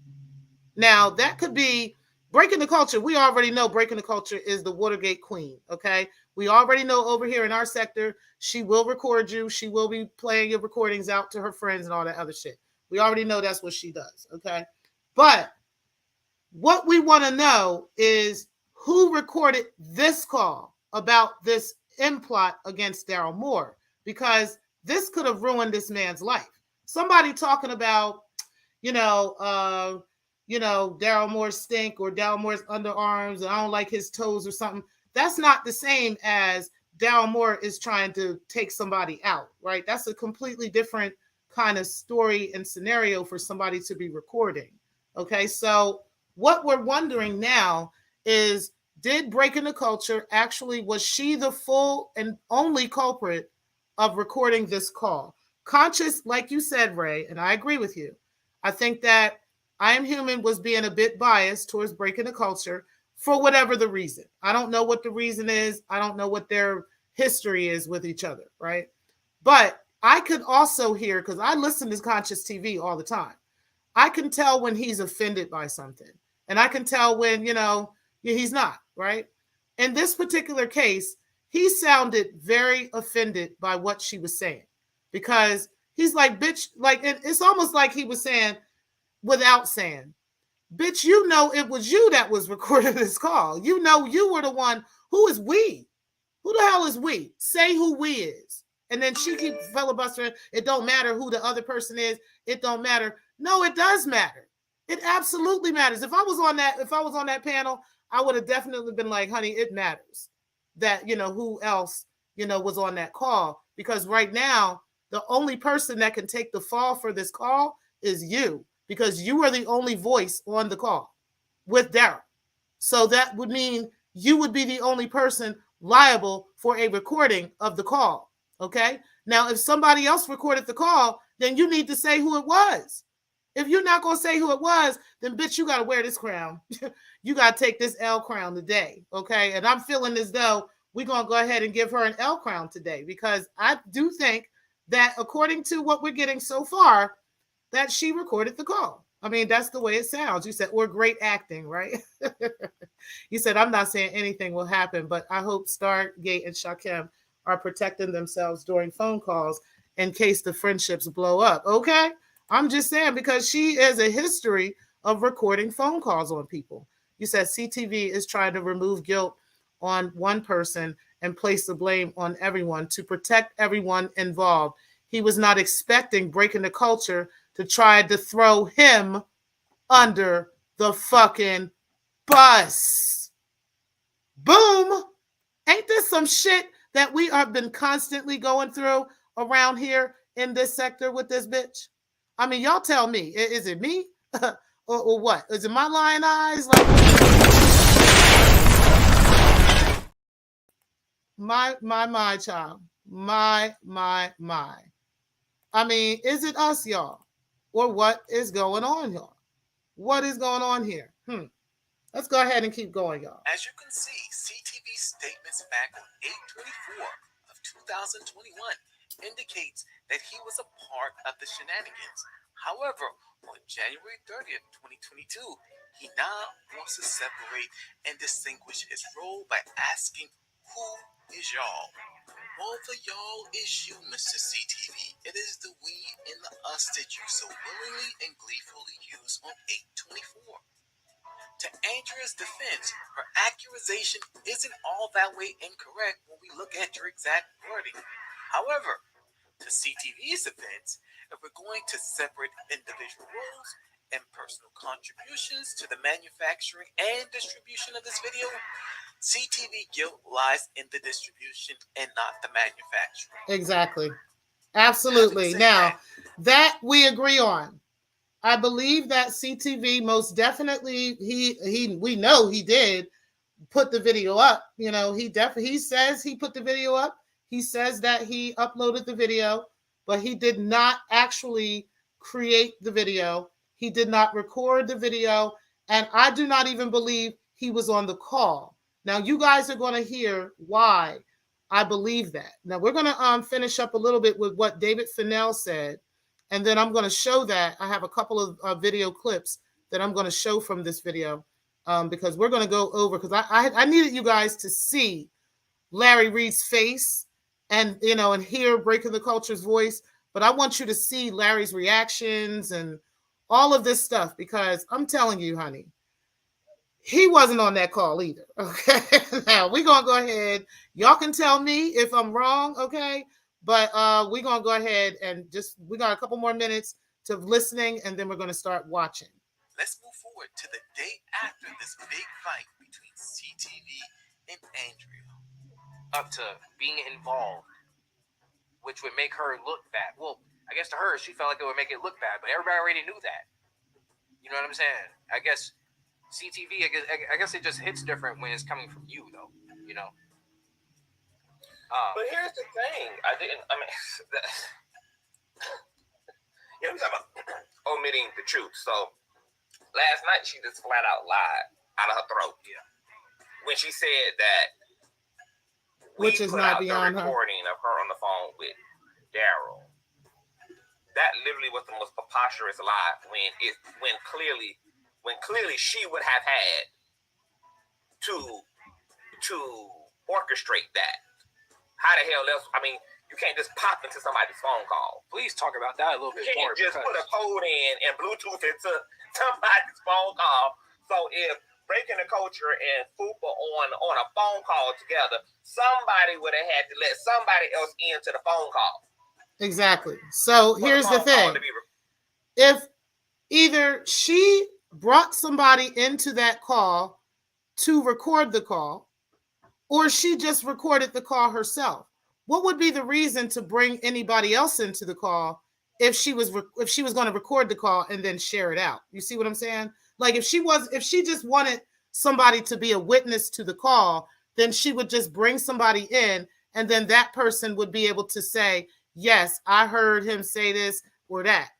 But if she was going to record the call, then what would be the purpose of somebody else being on the call, right? Because all she has to do is record it and then send it off to whoever she wants to send it to, and they'll be able to hear it for themselves, right? You said, did she say she gave the information to Larry or we gave the information to Larry? See, that's how we're about to get into, because this is where the conflict comes in, because David Fennell ends up saying that he got the call, and when he got the call, he's the one that did the whole chopping and screwing, and then he sent it out to Conscious. But Larry says that he called Conscious in the middle of the night. So you guys are going to hear all of this stuff, okay? Just y'all gonna hear this in just a second. Now she flat out lied, because even though I put the audio up on my platform, I was aware of what the game plan was. There was multiple people on that phone line. Unfortunately, CTV was not one of them. That whole recording Hooper thing was pre-game. It was premeditated because of the type of ish he was saying behind closed doors. Miss Breaking the Culture knew exactly who was on that phone line. She was integral in getting Fupa recorded. She was the one reporting the crap that he was saying. Now, so for her to come out her mouth last night. So she was reporting to Larry and his squad what was being said. So if she can report what was being said, then who has possession of the recording? It would have to be her, right? Just like she was able to show Shakem what was said in Propane's call, and she wanted to tell the Secktah what was said in Propane's call until she realized that would implicate her, right? Because then her friends behind the scenes started telling her that would implicate her. So she stopped telling us that she had recordings. She would be the only one that would be able to be in possession of that recording in order for her to know what to report to the people that she's claiming were on the call. Why would she need to report anything to them if they were already there? Huh? Yeah, honey, you looking real guilty right now. Real guilty right now. And if you listen carefully, she talks out of both sides of her neck. She says, you recorded Fupa and put it out with my permission, and then fast forward a minute later, yeah, because somebody, who is somebody? Right. You just accused me. You just spoke matter of a fact. She literally did that. First, she said, y'all were the ones that recorded him. And then when Conscious started giving her that energy and started giving her that heat and she couldn't keep up, then she changed it up and said, well, it don't matter who was on the phone, but somebody was on the phone and they recorded him. Well, who was it? Because you said y'all first. Was it y'all? Was it them? Or was it you? Like, the same way you're doing right now. But like I said, even over here and over there, guess who's the common denominator? It is Andrea Garrison. Every single time. It is always you, ma'am. You said, Miss T. Pre, let's go find Perry Mason. He'll wrap all of this up. I'm just stopping through, love. I appreciate you being in the building. Let's go ahead, guys. Let's keep going. You know exactly who the hell was on the phone. Why you inserting my name, I don't know why. Because I didn't even fuck with you at that point like that. And I didn't need to be on the phone because the threats were not about exactly. me. So figure that out. So for her to know who was on that phone, for her to know, and for her to have chosen to record Fupa, to get Fupa recording, just like she chose to out Fupa to Larry. She chose to inform Larry that Fupa had his deposition from the E. Dewey case.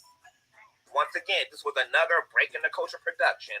And I ain't even mad about it because it should have got recorded and it should have got published. So the fact that she was even acting like it was a bad thing that they recorded Fupa. And it was a bad thing that it got put out was even weird to me. Because why should a man who's making death threats and talking about putting two in the hole of a man's chest, that he don't care if he lives or dies or breathes or whatever it can be, why should... Now, keep in mind, guys, and I'm saying this for the purpose of truth, okay? That video was heavily chopped and screwed.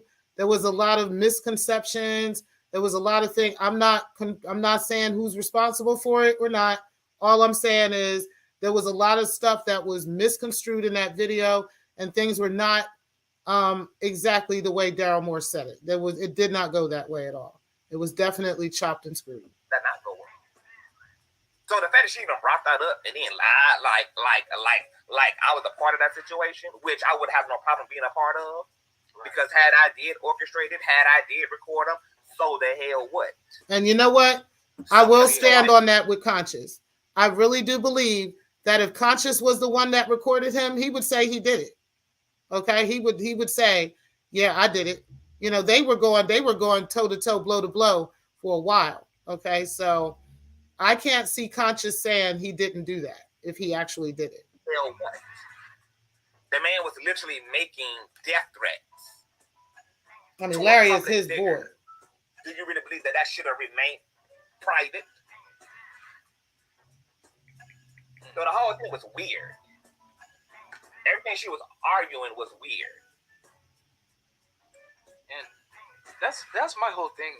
With her, though, it was weird because with her, that's what she does. The same shit that Ray felt when she was on Stargate's panel, throwing Ray under the bus and saying that Ray was giving me these recordings. He was sending recordings to me and all this.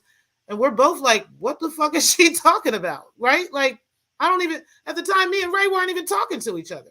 Right? So it didn't make sense what Breaking was talking about. But she was trying to filibuster her way out of her own fuck shit. She was trying, Stargate was throwing her under the bus so bad, she couldn't help but try to throw somebody else under the bus. And that is what she did. Whoever sent this email to Conscious to upload to his video, to his channel, which allegedly was David Fennell, that person didn't realize that they were throwing Breaking the Culture under the bus. And when Breaking the Culture got thrown under the bus over there, Daryl Moore came with that bus, okay? And she didn't know what to do. And so everybody was trying to cover her and protect her, not realizing that she was just going to start pointing fingers at all of them. Don't that sound fucking familiar, y'all?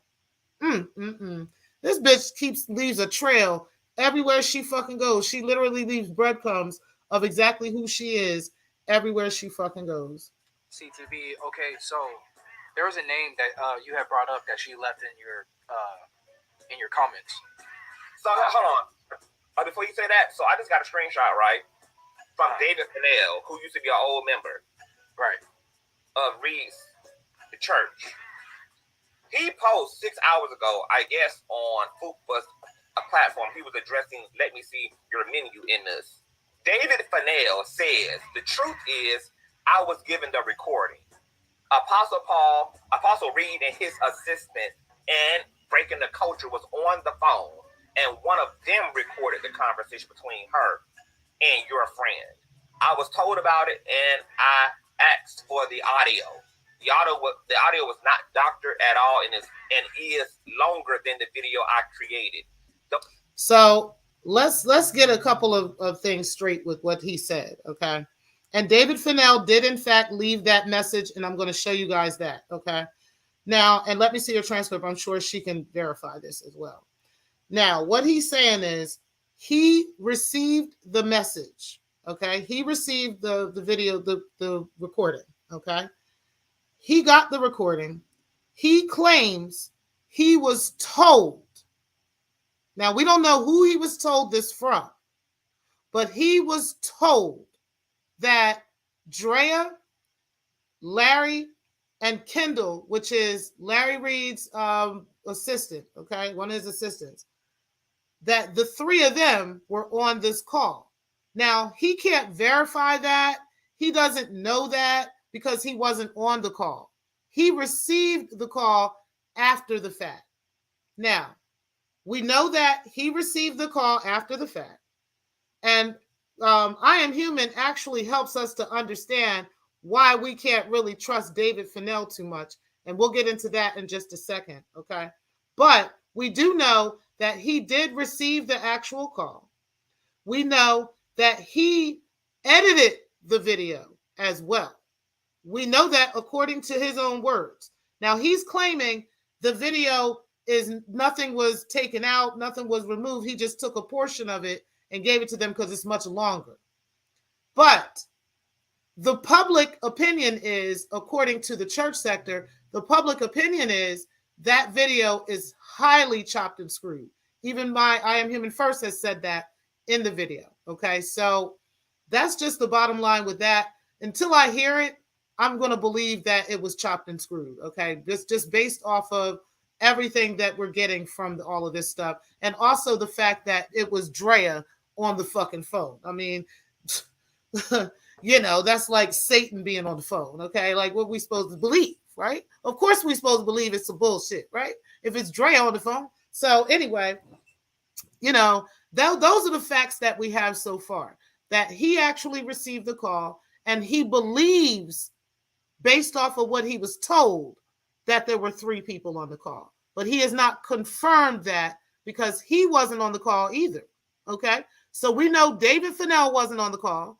We know Conscious wasn't on the call. We know Jives wasn't on the call, right? We know all them people have been eliminated from the call. So far, the only ones we have left are Kendall and Larry, which the 2 of them would be on the call together, okay? Kendall would have no reason to be on that call with Andrea Garrison in the middle of the night, okay? However, Larry would be on a call with Andrea Garrison in the middle of the night if Andrea Garrison called him, right, and said, hey, we're going to get on this call with Daryl Moore, and we're going to get him to say this and say that, and then we're going to chop and screw it, and then we're going to send it to David Fennell, and then he's going to send it to Conscious, and he's going to upload it. Okay, if that was the call and if that was the case, then okay. All right, then we could say Kendall was on the call. Other than that, why the hell would Kendall be on this call? Breaking the Culture can do the whole recording herself. He don't need to be on the call for her to record it, right? She can record it herself.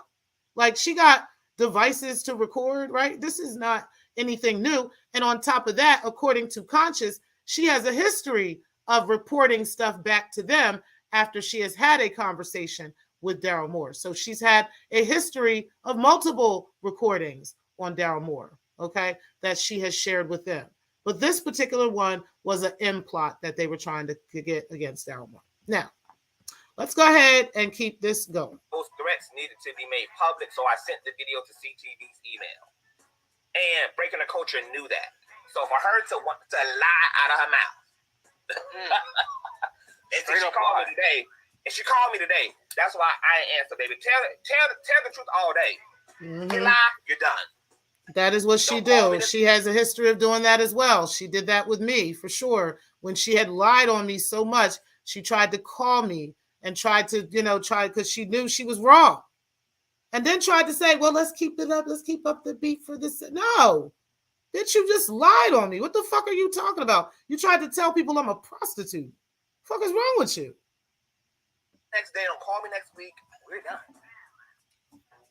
She got a history of doing that shit.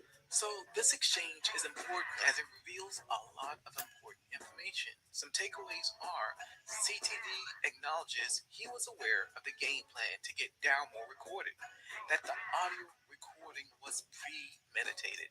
If true, then CTV's role is not limited to just distribution. He was a part of the manufacturing. Additionally, CTV asserts that because I wouldn't make him a part of the manufacturing if he just simply knew about it. He's just on the same team, right? So I can't say he's a part of the manufacturing. The manufacturing would literally be whoever was on the call and actually recorded the call and then passed out the call. That is kind of the creation of the call, the creation of the recording is exactly how that way. That's just it. So we know Conscious was not on that call. So he did not manufacture the call. Now, maybe he did know that there would be a recording of Daryl Moore, which brings Breaking the Culture into play. She had already had a conversation with the team, reporting with the team. Hey, we're going to record Daryl Moore and we're going to try to set him up on this plot. Everybody was in on it, right? According to them, they knew about this, right?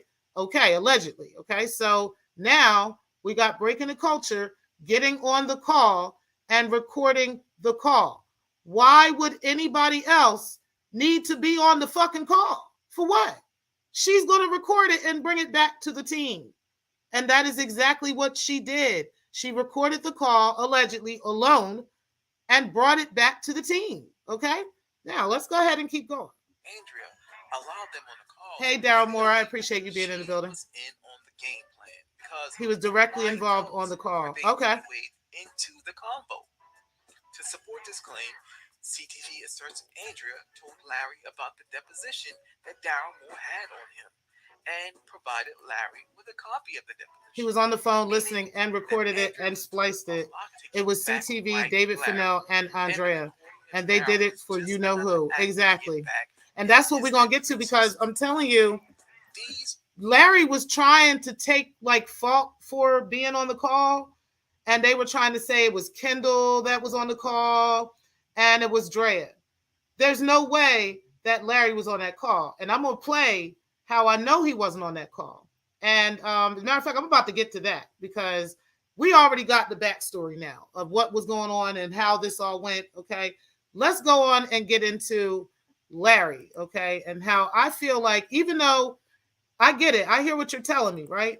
That CTV was on the call and David Fennell and all of them, because I'll say this much about David Fennell. David Fennell definitely incriminates himself when he goes and tells, let me see your transcript, you know, hey, they sent me this message and I uploaded it and sent it. I spliced it and then I sent it over to Conscious, right? And then Conscious uploads it in the middle of the night. Larry claims on his video that I'm about to show, Larry claims that he called Conscious and sent the video to Conscious in the middle of the night. Okay. Now, he said that Conscious was hanging out with his boy and they were doing something together. And then Conscious just decided to go ahead and upload it for him because he asked him to, because they were wondering who's going to upload it because he had asked a bunch of people. Now, let's go ahead and just listen to this video, because the video, just the way that he was describing this and the way he called Drea and the way Drea tried to act like she didn't know shit. I want y'all to hear this shit, y'all. I want y'all to really hear this shit right here. Let's start with the first video. This video is 10 minutes long. I'm not going to be talking during this video and I'm not going to stop and go. I'm just going to let this play out. 612 of you watching. If y'all get it to 500 thumbs up, I'm going to call Andrea Garrison. And I'm going to ask her. Y'all just going to have to hear whatever it is. I mean, we ain't been talking, but I think she'll answer the phone. Well, she ain't going to know what this number is. Let me see. 191. Y'all got a little work to do.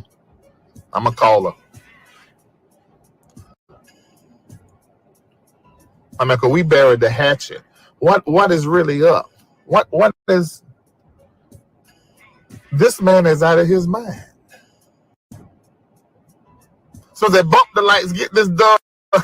Y'all know I'm in business. I can't help it. You get the likes up and get the people, the more people see the video. All right, you right. Let me go ahead and call him. Lord have mercy. We talking about why I don't want her on this platform. I need to find out what's going on.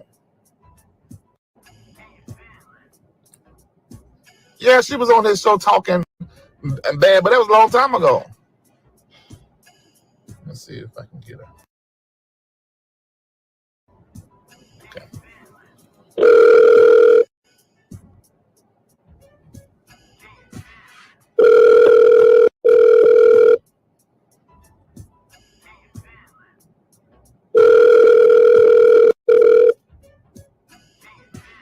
She might not answer. She don't know this number. Hello? Andrea, this is Larry Reed calling from a different phone. Larry D. Reed. Hello? Andrea, it's me, Larry. Oh, where the hell are you calling me from? What's up? You said what? I said you in New York? No, no, this is the number that I got. It's my other cell phone number, and it's a New York There number, you so that's go. why it's 917. I appreciate you. It's one of my other cell phone. I just need to. I mean, I know you probably with your man, but I need to talk to you about something. And I am live. I am live on my YouTube channel. And let me tell you why. Last night, a video was sent to me from an LRLer, and the LRLer put together audio and video, and it showed me that Daryl Moore had been threatening me. I guess it looked like for a long period of time. He's been threatening me. And in the audio, it was saying, he said the city where my house is, actually, wait, I'm just going to leave it like this. The city where my house is, and he made a statement talking about he didn't care if I would stop breathing. And he also said if he wasn't scared of prison time or jail time, that he would come to my house and put 2 in my chest. And he made a post saying that the audio wasn't real and was false. But I know that was his voice. And then the next post had your name in it. That's why I'm calling you, because I'm like, right? Yes, that's what I'm saying. The next post that he put up had your name in it. And this is what it said. I'm gonna tell you what it said. It said, so Larry Reed and Conscious TV are splicing videos, clips of videos, and taking audio and splicing it to make more lies about me. I'll play the real video in context today. And they illegally recorded me when Andrea Garrison. And I'm like, Andrea Garrison, what Andrea got to do with this? And me and Andrea them buried the hatchet. Why? So that's what I want to know. Do you know why your name is even in it? Because she was on the call. So okay. So that's funny that you say that, because so you saw this same clip or this same whatever it was. I guess so basically somebody, well, I wouldn't say somebody, hella people was inboxing me this morning, and I was asleep. I slept in. Honey let me sleep in because I had the kids all week. Mm-hmm. So I woke up. The hella people, it was like 5 or 6 people hit me up, sending me a screenshot, like saying that I legally had recorded Daryl Moore and that Daryl Moore was coming for me. And I'm like, what are y'all talking about? I didn't record Daryl doing nothing. I don't need to be recording niggas. Like, I don't even have recordings of victims. So why am I recording Daryl? So I was like, what are you talking about? So I did actually send that to Daryl. I said, I inboxed him and I said, so I'm assuming it's the same thing you saw, because it says so at later in Conscious TV and Splice and clips the video. So it's the same thing. So I hit him up. I said, what's going on now? I said, everybody hit me up saying I recorded something. I'm so lost as to what's going on. I've never recorded anyone doing or saying anything. He said, who said that? I told him about 6 people was hitting me up saying that I was being shady. I said, but I was sitting on the rooftop smoking a blunt when I spoke to you last night. So I don't even know what you're talking about. I don't even record people at all. Hell, I'm fighting being recorded. It's just like I look like recording somebody speaks my language. I forgot you just said you laugh. So he said I never said that. And I said, I swear 6 people hit me up saying that you saying I recorded you. I said, I really didn't record you. I don't even have recording equipment. Like, what are you talking about? So I sent him a screenshot of what was sent to me. And I said, I don't even talk to Larry at all. He said, let me go look, stepping away from my job, hold on. He said, someone lying to you. I never said that. I said, just look at the picture that I sent you. He said, I'm looking at what I really posted. So I told him to send it to me. So he sent me 2.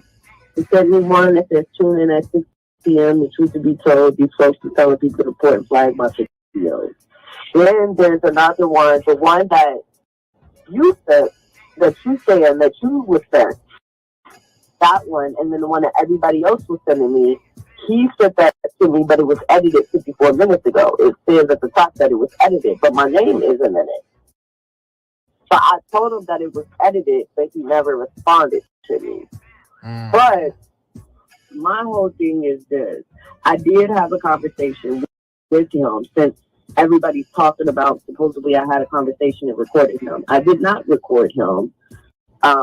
Where he and I had a conversation, but last night I did have a conversation with him because I do moderate to Daryl on his YouTube page. She definitely I haven't really did the been as recording. actively because I've been Now they may have busy all and been stuff, involved, but she was the one on there recording. people were telling me that he had basically was going off and was threatening you and Miko. So I went back and watched his videos, and I hit him up last night. It was late last night. I think it was like 10, 11 o'clock, because it was right after my daughter's friend left. So I hit him up, and I asked him, like, yo, like, what's going on? Because I feel like if I'm a real friend and I'm a true friend, I can't be a yes man. Like, I don't believe in yes men. I'm used to my friends, even when you and I were friends. Like, when I was wrong and doing shit, you would text me, like, yo, Dre, you can't do that. And when I felt that you were wrong, I would come to you and check you all the time. Like, that's, to me, that's what a real friend is. Because yes men get you killed, in my opinion. Yeah.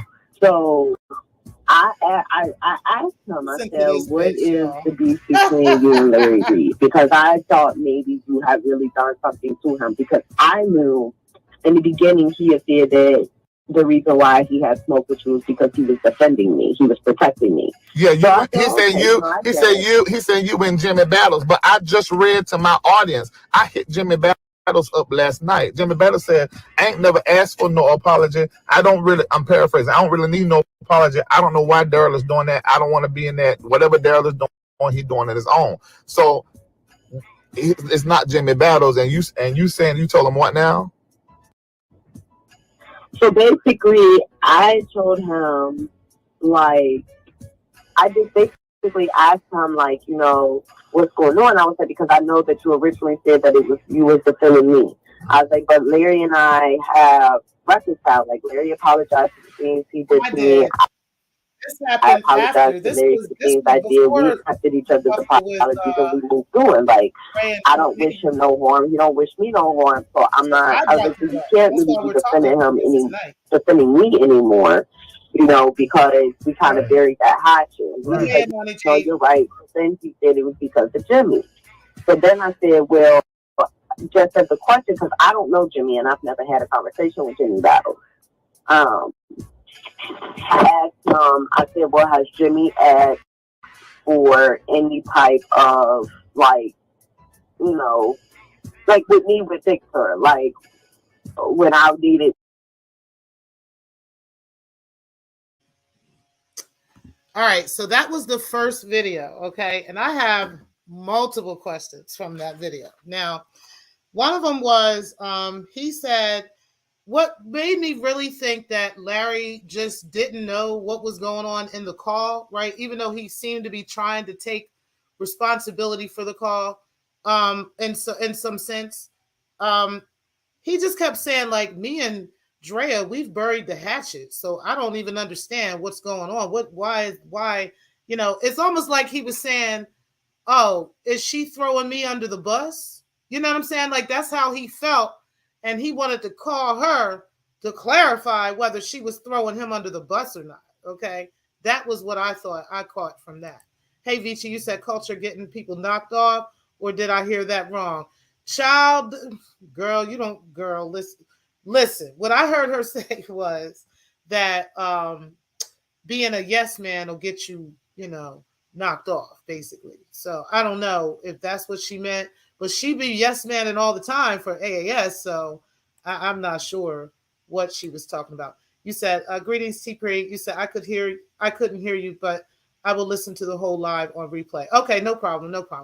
I was just letting you know, yeah, I did go over the history of breaking the culture. Actually, I'm about to play a quick timer because I got to go to the bathroom. I got to pee. So I'm going to play a quick timer.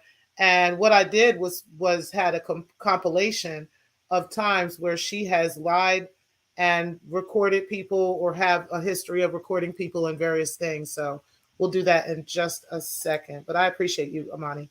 And you said, hey, Dari, Vici, Muslim, my opinion, Mikey, Stephanie, Eyes, LV, Redbone, and the Clouds. You said, hey to Vici. All right, guys, let's take a quick break. Everybody go ahead and use the bathroom or whatever you got to do. And we will be right back, You child. could just completely try to bash my name in so that when I finally did talk, that whatever I said, people would like be side-eyeing me. And the thing is that it don't really matter with the Secktah thing, but the people that I know certain things about, and those are the people that really would matter, and they would know if I'm telling the truth or not. It would be another Nikki situation. You're the one that was worried about people being recorded. Even Sultan dragged her ass about it. You know what? I'm gonna do another live. Let's get messy for a second. Breaking has a file. This is how obsessive this motherfucker is. Breaking has files and drop boxes on everybody. If you listen to her talk, you can believe it. She actually saves recordings on a lot of motherfucker in the sector. She puts them on files. She puts them in drop boxes on clouds. She got one on everybody. She got one on I. She got one on, probably got one, tried to get one on me. She got one on Anti. She got one on several people in the sector. Several people in the motherfucking sector. Y'all don't believe me? I like to show receipts. I'm not going to show anybody's shit in the sector, but Little Knockout Media got one too. And I don't give a shit about him. He ain't in our sector.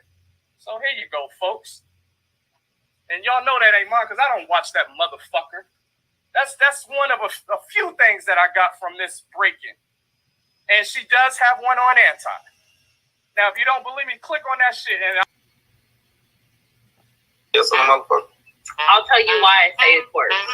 I'll say this. I'll tell you why. So I've had CPS called on me, right? And I've had ACS called on me, CPS called on me, BTPP, whatever fuck you want to call it. No one reached out to her kid. Nobody now granted, do I know who her and her children and her entire family is? Absolutely. I know who your brother is. I know who your mom is. I know who your dad is. I know who your siblings are. I know who your aunts and uncles are. I know who your kids are. Of course I know who you. I know your bitch. I know where you work. I know where you live. I know what your shifts are. What do you want to know? What do you want me to tell you that I know? She has shifts. Oh, you mean like? Oh, I see. So she bitch, works I know once a when you day. clock in. I know when you clock out. I sure do. I know your entire. I know who you are. Why wouldn't I know who you are? I did my research. Because he really been out here being messy, and that ain't even half of what that ain't even nothing. Like on some real shit, him recording propane ain't shit. It's way worse shit. I'm just curious to see if he gonna tell it himself.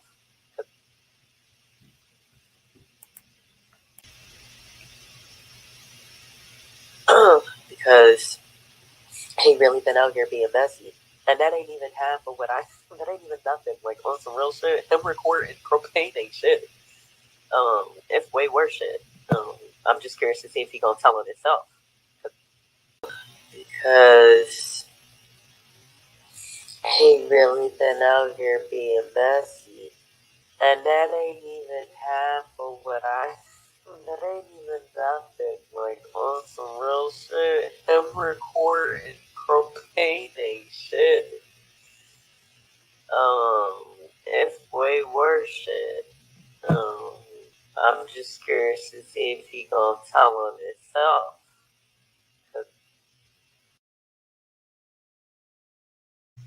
Child, anyway, listen, my, child. Okay, this is the new thing. My. Did we just hear that? Okay, like what is going on out here? Yes, this bitch be out here having a history of recording people. And this is the reason why we believe, and we're starting to lean towards breaking the culture being the one that was on the call, actually recording the call. Now, they've all said that they were in on it, right? According to what I Am Human First has said, what Daryl Moore has said, what is in the court records according to Daryl Moore.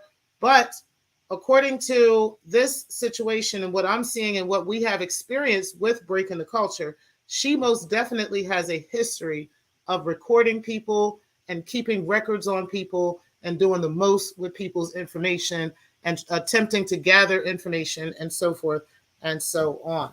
Now, another key thing that I got from that part of the video that we just watched was why they didn't feel, there were obviously people in the audience that felt that they didn't understand why Daryl was allowing this bitch on the platform to begin with.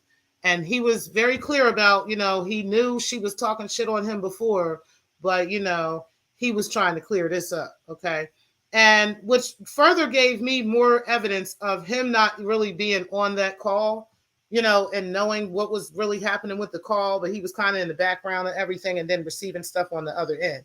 Now, I'm not saying he didn't know about it, but I don't think he was actually on the call, right?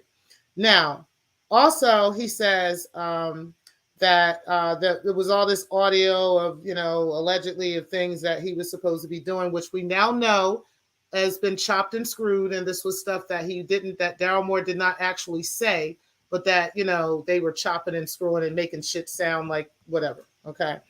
And so we know that. We also know that Drea tried to sound shocked in this video. Okay. As if she wasn't aware at all that there was any type of conversation when she first got on the call, right? She was acting like, like, what? My name was mentioned? Why would my name be mentioned? When earlier in that day, she was at Conscious TV's channel actually commenting on the video saying, yep, that's him. We got him. We got him. So clearly you knew about it, right? If you were commenting on the video saying, yeah, that's him. We got him. We got him, right? So that means you knew about it. So why are you acting like now, what you talking about? Like, you don't know what's going on. Like, why? This is just another example of this bitch's lies and how quick she will quickly turn and act like she don't know what you're talking about, okay? When she just did it. Like, she will literally go in your cookie jar and then be like, what? Like, who took all them cookies out your cookie jar? It was you, bitch. Like, God, like, that be her. This the type of shit she do. She be the type that literally will be the type that'll grab somebody's ass or something and then turn around and act like it wasn't her. Like, that'd be her. She just do weird shit, just weird shit, okay? Anywho, then she said that yeah, she was acting like she wasn't even on the call. Like, she was just acting shocked and like she couldn't believe, what was going on. And another thing that she said, guys, and this is probably just for our sector, maybe the other sector will catch on to this too, right? But one of the things that we've been contemplating on is whether or not Breaking the Culture even has actual custody of the two kids that live with her, right? That we know that she's claimed stay with her, Ishmael and Malia. Now, it's possible now they do, right? But at this time, this was about in 2020, 2021, when this was going on. So if that is the case in 2020 and 2021, and she's now saying, oh, I've been asleep all day because babe let me sleep in because I had the kids all week. That's not a normal statement of a parent, right, who has their kids on a full-time basis. I have my kids every day, so I'm not like, oh, I slept in because I had the kids all week. I've always had the kids all week. You see what I'm saying? Like, all week, all month, all year. Like, I've had the kids. You feel me? So there's no break in between there. Why is it that you get a break today because you've had your children all week long? What does that mean? Well, what does that mean? Don't you have your kids all week, all the time? Like, or not? Okay. I just wanted to point that out because that's something you said, ma'am. So maybe now she has them more often than she did then, but I don't think she had them kids all week then. And this was March 28th, 2020. I did a little bit of research on that to see if it was like a holiday or something, and it wasn't. So why the kids were with her all week, I don't know. And then they weren't there on that day. Didn't make sense to me. Okay. But, even if they were gone for the weekend, why would she say, oh, I had them all week? Like, you didn't have them the week before that, you know what I mean? And the week before that too, like that. Okay. All right. I just wanted to point that out. So I just thought that that was something very interesting, and that's kind of something I pulled from the video. Either way, guys, let's go ahead and get into the second part of this. There is another part. What's up, Lance? I appreciate you being in the building. You said she was listening to ODB and saying, y'all. You said the father has the 2 kids. This is what I thought, Daryl. I really honestly did think this, and I've been thinking this for the longest time, right? And other people had tried to tell me that when me and her were friends. But, you know, she kept making it seem like the kids were there. And when I went there, the kids were there. But what always struck me as strange is that those 2 kids do not have their own permanent bedroom, right? They don't have their own space. Like if it was 2 girls, okay. If it was 2 boys, okay. But it's a boy and a girl. And Danny makes enough money where he should have them in a space where they have their own spaces, right? Like they're old enough, especially with the son, he's old enough where he should have his own space. It doesn't make sense that a mother who's living so lavish and taking all these trips and all this other fake ass shit she be claiming, you know what I'm saying, would be having her 2 children crammed up in one bedroom, right? Like that doesn't make any sense at all. Now, if it was just her and her kids, then that would make complete sense to me. But that doesn't make sense that Danny, being who he is, would be having her living like that, having the kids living like that, if they were living there on a full-time basis. So it makes sense that she has them living there. You said, and she doesn't have any of her 4 kids, right? We know about Aiden and Michael, right? We definitely know about them. Hashtag Hayden, hashtag Aiden, hashtag Michael. We know about them, and that Aiden lives with the great-grandmother, and that Michael lives with his grandmother, which is Mrs. Figs, that lives in Ohio. And then we've got the other 2 kids, which she claims live with her. But as we heard in this video, she said, oh, I had the kids all week. So, but what mother or full-time parent says that? Like, you have your kids anyway, right? I could see you saying, oh, the kids are gone for the weekend, so I'm sleeping in today. That would have made a lot more sense than saying, oh, I had the kids all week. You had the kids all week because this was your week to have them. That's why. Gotcha, bitch. Okay, just saying. That's another boom moment. That's another boom moment. That's unfortunate for her. Okay, so let's go ahead and move on to the second part of the video. This video is also 10 minutes long. I was like, but Larry and I have reconciled. Like, Larry apologized for the things he did to me. I apologized to Larry for the things I did. We accepted each other's apologies and we moved through. And like, I don't wish him no harm. He don't wish me no harm. So I was like, you can't really be defending me anymore, you know, because we kind of buried that hatchet. And he was like, no, you're right. Then he said it was because of Jimmy. So then I said, well, just as a question, because I don't know Jimmy and I've never had a conversation with Jimmy Battle. I asked him, I said, well, has Jimmy asked for any type of, like, you know, like with me with Victor, like when I needed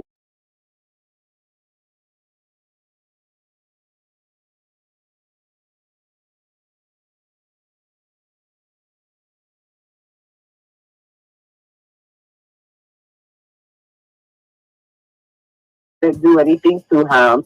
Jimmy didn't ask him to vindicate him, and he can't really go off about me because we reconciled. So I said, well, what happened? Like, did he do something to you? Because I'm like, well, maybe, you know, Larry did something to him. Maybe I just don't know. Maybe he's just not saying it. He said it. He said no. He said no, he's never done anything to me. I just don't like him. He said something like, you don't like what you represent. I don't really know what that meant, but he said he didn't like what you represented it, and he didn't like the entity of you or some shit like that. So I was just like, oh, that's deep. Like, so I asked my honey, I said, honey, what does this mean? And he was like, that's not nice. He was like, basically, that means that they don't like shit about you. Like, there's nothing, like, there's no use for you on this earth type shit. So I said, oh.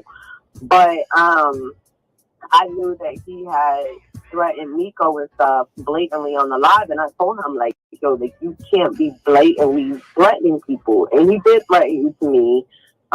He said something about like he wished you weren't breathing, or he, if you was up to him, you wouldn't be breathing, or something like that, and that basically, I noticed Larry's, if he could kill you, he would. Like if he could kill you or get away with it, he would. In so many words. And I like basically had to tell him like, yo, like if he's never done anything to you, and I reconcile with him, so it can't be because of me. And I never asked anybody to attack you or anything. I just said what I said about you. You know what I'm saying? Like we were saying about each other, but we weren't telling people to attack each other, if you know what I mean. So I never told him to attack you. And then Jimmy says he never told him to attack you. So I told him, I said, you know, like as a friend, I'm coming to you and telling you, like, I think that you should stop because it's becoming borderline low key.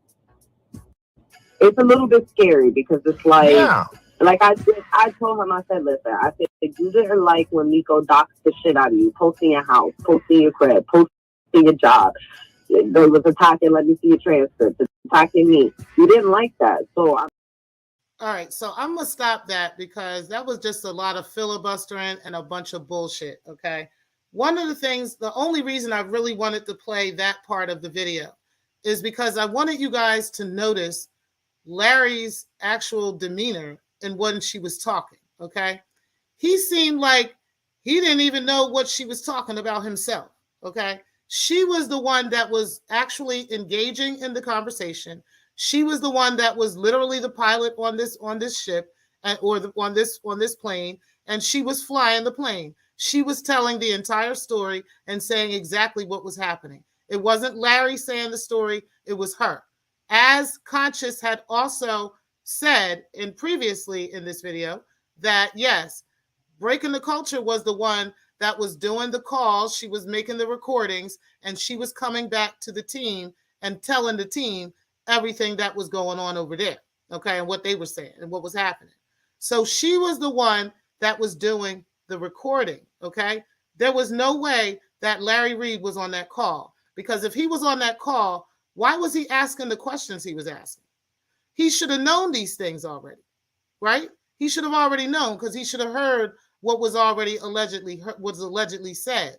All he heard was this spliced and sliced ass video when this spliced and sliced ass bullshit that Breaking the Culture is on the hook for, because she is the only one whose voice was on that recording, who actually was on the call, and we know she was on the call. And this is the part that I need everybody to understand. Breaking has a history of recording people's calls. So even if the rest of that team knew about what she was doing and what was going on, just based off of her going back and reporting all this stuff, like she does with AAS and like she does with the AFW camp or whoever is AAS, we're going to say her, okay? Like she does with AAS. The same way she goes back and reports everything to her is the same way she was reporting stuff to them. Now, keep in mind, guys, before this whole thing, when Larry Reed wasn't fucking with Breaking the Culture, okay, and she was over there hanging out in Daryl Moore's camp, which we already went through the history of how she went through all these different camps. She went through she was with Larry, then she left Larry, she was with Jives, she left Jives, and then she went with Daryl and them, and then she left Daryl and them because they were not buying her story, just like the rest of them were not buying her story, okay? They realized she was lying about Victor Cousins, and that's what the problem was. And Breaking, being the little devilish bitch that she is, decided that she was going to turn on Daryl Moore and try to ruin this man's life the same way she did Victor Cousins, the same way she tried to do me, the same way she tried to do Johnny, the same way she in here trying to do Ray Triggs, the same way she tried to do everybody. This is what this bitch does. This is her fucking history. This is her history. Like, she even did this to the church, okay? Like, look at her in possession of the church's checks while she out here giving out the same checks to her roommate. This is the treachery of this bitch. So I believe it was her that was recording that call, just like everybody else's calls that she is known to have recorded and known to have in her possession. Known, okay? And people know now because, you know, her tea is being spilled everywhere. But yeah, that's what's going on with her. Let's go ahead and do this final one. I believe this is the final video. And then we're going to end the show after that. But I think it's pretty safe to say that she is the one that is responsible for this. So let's go ahead and finish up this final part of the call. That's the thing. People half-ass listen, and that's the irritation. Before we play it, I want to say this. Shout out to I Am Human First. I really appreciate you for allowing us to use this video. Also for giving us this video to begin with, because if it wasn't for this video, we probably would not know half of this story, okay? But the fact that we've got this, and then we've got what we've experienced, we can actually put all of this together, and it gives us a bridge on what's happening between both sectors, okay? So let's go ahead, and then, you know, she can also show this video to the detectives, okay? The detective on my case, the detective on Daryl's case, and the detective that's on Let Me See Your Transcripts case, all of them motherfucking cases, okay? She can go ahead and show this video to them as well. Let's go ahead and get into this. I want you guys to continue to watch Larry Reed's body language and just kind of hear and read between the lines on what's being said. And of course, we know how Drea lies. And I'm going to go ahead and put Chat Live's comment up because he made a really great comment just a few moments ago. Let me share that with you guys, because this is very true. They run the same kinds of presentation whenever they lie. You can hear when Breaking the Culture is lying. It's in her cadence. It's in the cadence of her speaking, okay? And that is very, very true. She does this everywhere she goes. The same type of filibustering, quick, fast talking, dart off a whole bunch of words at you and just say a whole bunch of stuff and hope you forget what we're talking about, and then we move on. But that's what she does all the time. It doesn't make any fucking sense. Don't make no goddamn sense. And you said, should we take bets on if or if not her epic lawsuit ever happens? Child, we hope that, well, allegedly it's supposed to happen on June 30th. So we'll see what happens. But I promise you, I won't be chasing that shit because, like I said, I already know that. And a shout out to those who let me know. But I'm already aware that she has, I'm not going to say what it is, but I know that there's a secret page or whatever somewhere out here in social media accounts, and that in this pages that allegedly I am facing major charges, and my son is about to be taken, and Stephanie is about to lose her bar license. There's a whole bunch of stuff going on allegedly, right? And so she's sharing all this stuff and police report numbers and stuff with this whoever will listen to this dumb bitch on these pages, right? Allegedly. So yeah, that's the word on the curb, right? But either way, yeah, that's what's supposed to be going on. So I don't know. I don't think she's really going to do a live. I think she's just kind of pulling it out and hoping that y'all really follow this bullshit and keep giving her attention. I promise, as long as this bitch leaves me alone, the last time she'll be hearing anything about me is on Wednesday, because I don't really want to talk about this bitch no more. I don't really want anything to do with her no more. But I'm going to go and thoroughly do this, because we are going to thoroughly put this bitch in the fucking dirt.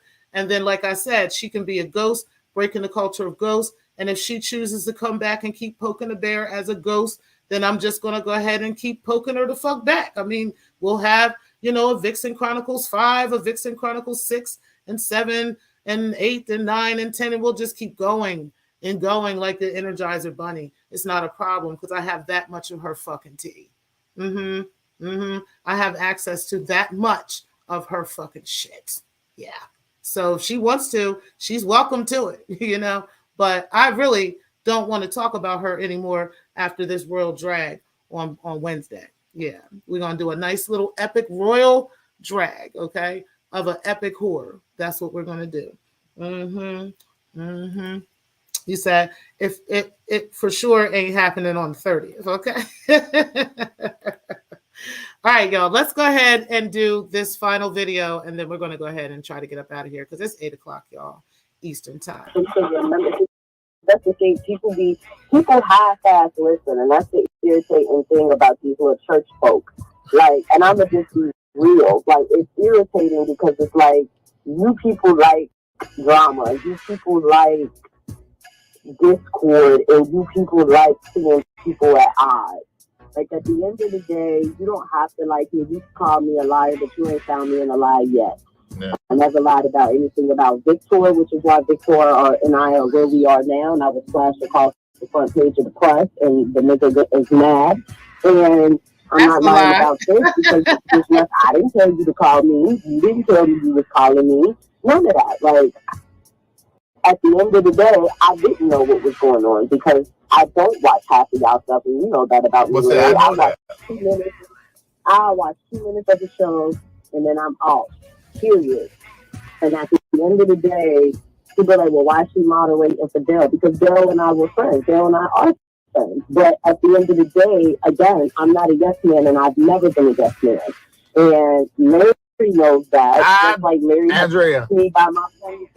I don't care what they're saying in the comment section. You want people to understand, but not really. But not really, because nobody's getting threatened to be killed, and nobody parents is known by what I believe to be, I'm alleging, a psychopath and deranged, but Larry.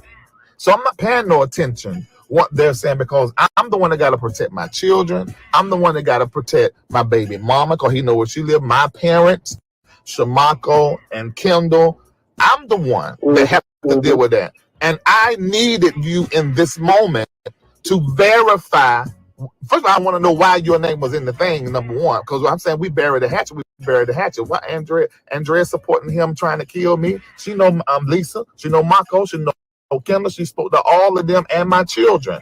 So why was she? And that's the thing that had me feeling some type of way when it was said to me this morning, when people were hitting me up like, oh, because this isn't the first time that supposedly my name got thrown in this, because supposedly something happened yesterday with Victor and you, or something, I guess Victor and you, and I had to address that with him too, because I'm like, I don't really understand.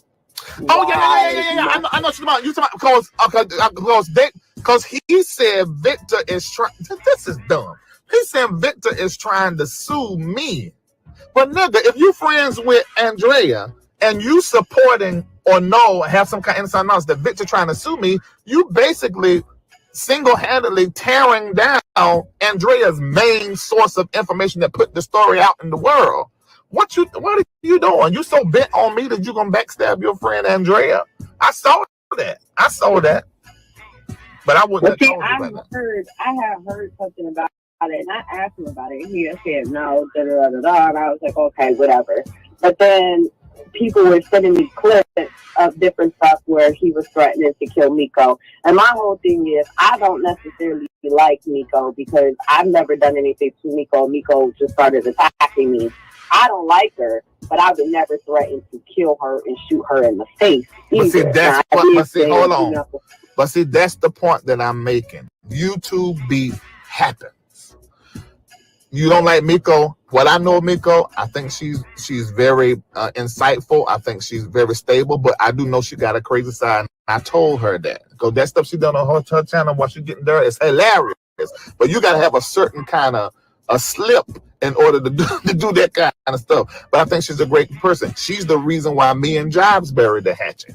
So I don't have that same experience with her. But I haven't heard her say that she want to kill you, shoot you in your face. You ain't said it about her. This is another level, and this is a problem. And I really should have been listening to Lisa, Kendall, Conscious, and Shamako. And I won't. But I got it now. I got it. Well, see, and that's just like the thing where like, you gotta think, when me and you buried the hot shit, I went to Daryl and I went to you, and I tried to see if maybe you two could talk and maybe have something up, because at the time I didn't know if you had done something to him. You know, I didn't know.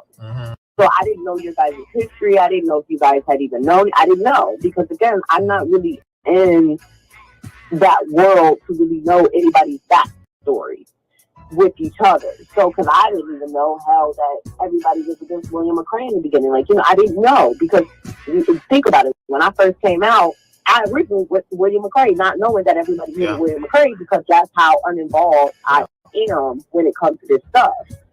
So I originally came to you and him and tried to see if you guys could like talk and try to figure something out to where just hopefully nobody be beefing with each other. But now, when I spoke to him yesterday, well, me and him talked last night, because somebody had sent me some stuff that he had said, and I was just like, Daryl, like, you can't say stuff like that, you know, like that type of stuff going in you're going to end up in jail. Like, you can't be threatening people. And I asked him, and he's like, oh, well, I didn't threaten him, da-da-da-da-da.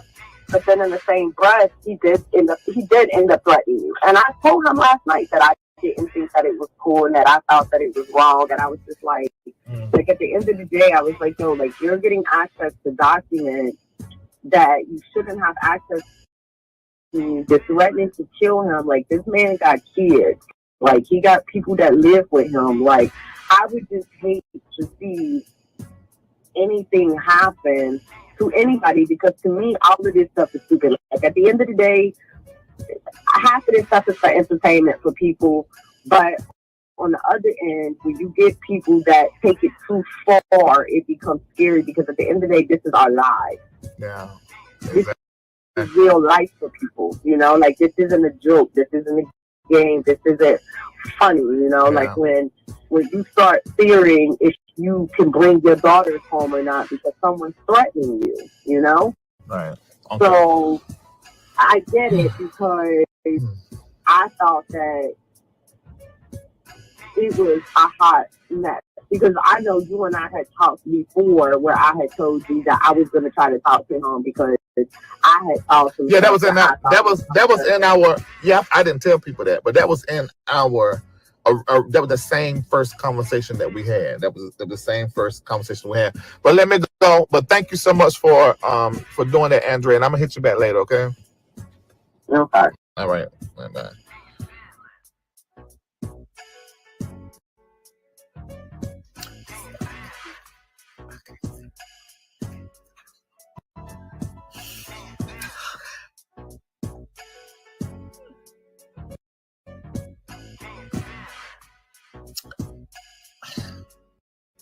You think you deleted it? Somebody got it copied. That's exactly right, transcript. That's exactly right. You think you've deleted it. So people, if I'm being honest with you, every time I watch this clip, I don't believe Larry was on that call with Darren Moore. Either this dude is one good actor, or that's where I need your help. For anyone that loves a good mystery, loves a good crime investigation, or you're just simply nosy or like to snoop, then join me in my quest to solve this minor mystery of the church sector. Help me to finalize some of the key last details in this case, and in return... All right. So first of all, I Am Human First, we are going to need you to finish that series that you wanted to drop for us, okay? I would absolutely love for you to do that, and I will be more than happy to critique that in the future and like bring that in, not critique it, but compare those things to what we've dealt with in our sector, right? I think that would be great, because you seem to be like really expertise on that, and obviously you have a lot of tea and also have a lot of receipts, okay? So we would love to see that, and then, you know, like I said, we can do a comparison video in the future. Now, a couple of takeaways that I took from that video. Now, one of the things was that got me, again, like I said, and I've said before, and she's done in our sector, she went between both of the men. So she went to Larry, she went to Daryl, and God knows what she was saying to both of them behind the scenes, right? And trying to set up whatever, and then, getting both of them, and she's acting like she's bringing them together when really she's creating a whole bunch of beef, okay? And then how she just acted so innocent in this situation, just acted like she didn't know anything, and she doesn't understand how her name came into this, which is what got me on Larry, right? There's two things that got me on that with Larry. Hold on, let me turn this down because for some reason I keep getting text messages. Anyway, there's two things that got me on this with Larry, right? One of them was that Larry was trying to act like he didn't understand why Drea was brought into this. But yet, these are some of the takeaways we're taking from this. He acted like he didn't understand why Drea's name was brought into this. But yet, Larry, this is his team, okay? This is his side of this kerfuffle. So Conscious has already made it clear, and Larry made it clear as well, that Drea was bringing and running back and telling that from everything she got from Daryl Moore's camp, bringing to them, okay? We also know that she was doing that with them. We've already looked at text messages on this from the past where Drea was running and telling that from Larry's camp to them over there in Daryl's camp. So we know that she was doing that. What got me is how Larry tried to pretend that he didn't know that Drea was actually doing that, okay? Where he was acting like he didn't understand that she was even on the call. He didn't understand how she got into this when she was the one that was reporting all of this bullshit to Larry and them to begin with, allegedly. So I'm not understanding that, right? I also didn't understand another thing, and I think this is my biggest question for Larry in this. If you felt like all of this was so real and your life was in danger, your kids' lives was in danger and stuff, you literally said on that video, you wanted to get the likes up to 100 and some likes. They needed another 191 likes, and then you would call Drea so you could clear this up. Why didn't you call the police? How come you didn't take this video to the cops? Like, if you really felt like your life was in danger, your kids, everybody's lives, everything, like, you a police type person. So I don't understand why you wouldn't just call the police. You know what I mean? If you really felt like it was this big of a deal, instead of sending the video to Conscious to upload to his channel, right? Because for him, he's a content creator. You understand what I'm saying? But you are too. So, I mean, I'm just wondering if this was just for content and Drea jumped on your side to give you something for content, right? Or, she was mad, you wanted the content, everybody kind of wins, and now your audience is thinking you winning and everybody's, the whole thing is still going and the whole sensation of this is still going. Or, did you really feel like you were in danger? Because if you felt like you were, I don't understand why you didn't take any action on that, right? Unless it really wasn't that deep, right? Or, you listened to it and you could tell it was filibustered or whatever, and it was chopped and screwed. And this is why you didn't take this to the police, because they would have looked at it like y'all was crazy. And I mean, I could be wrong. I'm just saying it just doesn't look good. It's the optics, right? And the name of DJ Drama is the goddamn optics. Okay, that's all I'm saying. Now, so that was my biggest thing for that. Daryl also says here he didn't go to jail, right? Which is makes sense to me. I'm not understanding that after 3 whole years now, and it's been over 3 years, right? Over 3 years, there hasn't been any charges placed against him. He hasn't been put in jail. There's been no nothing, right? Other than this lawsuit, right? Which, I got my hands up and I'm doing quotes on the lawsuit, okay? We're going to go ahead and do the wow on that lawsuit, right? Where, Daryl has to pay a whopping $747. I showed you guys the paperwork on that. I'm not really quite sure, where the win is in this whole thing, but I have not seen that he has been actually charged with anything, right? Or anything along those lines or anything even close to that, right? So I think that was probably my biggest things about that. And that was probably it for that video. Okay. So where I'm at with this right now, I really feel like, and this is, like I said, I could be absolutely wrong.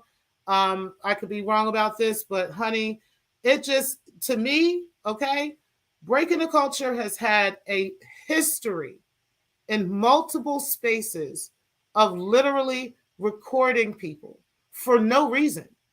Literally for no reason. It could be because she just disagrees with you or anti-disagrees with you, or we don't know what the reasons are that the little people in her head are telling her, right? But the bottom line is she is fucking out here recording motherfuckers left and right for various different purposes, different people, and in different fucking spaces. She has a history of doing this. So buyer beware.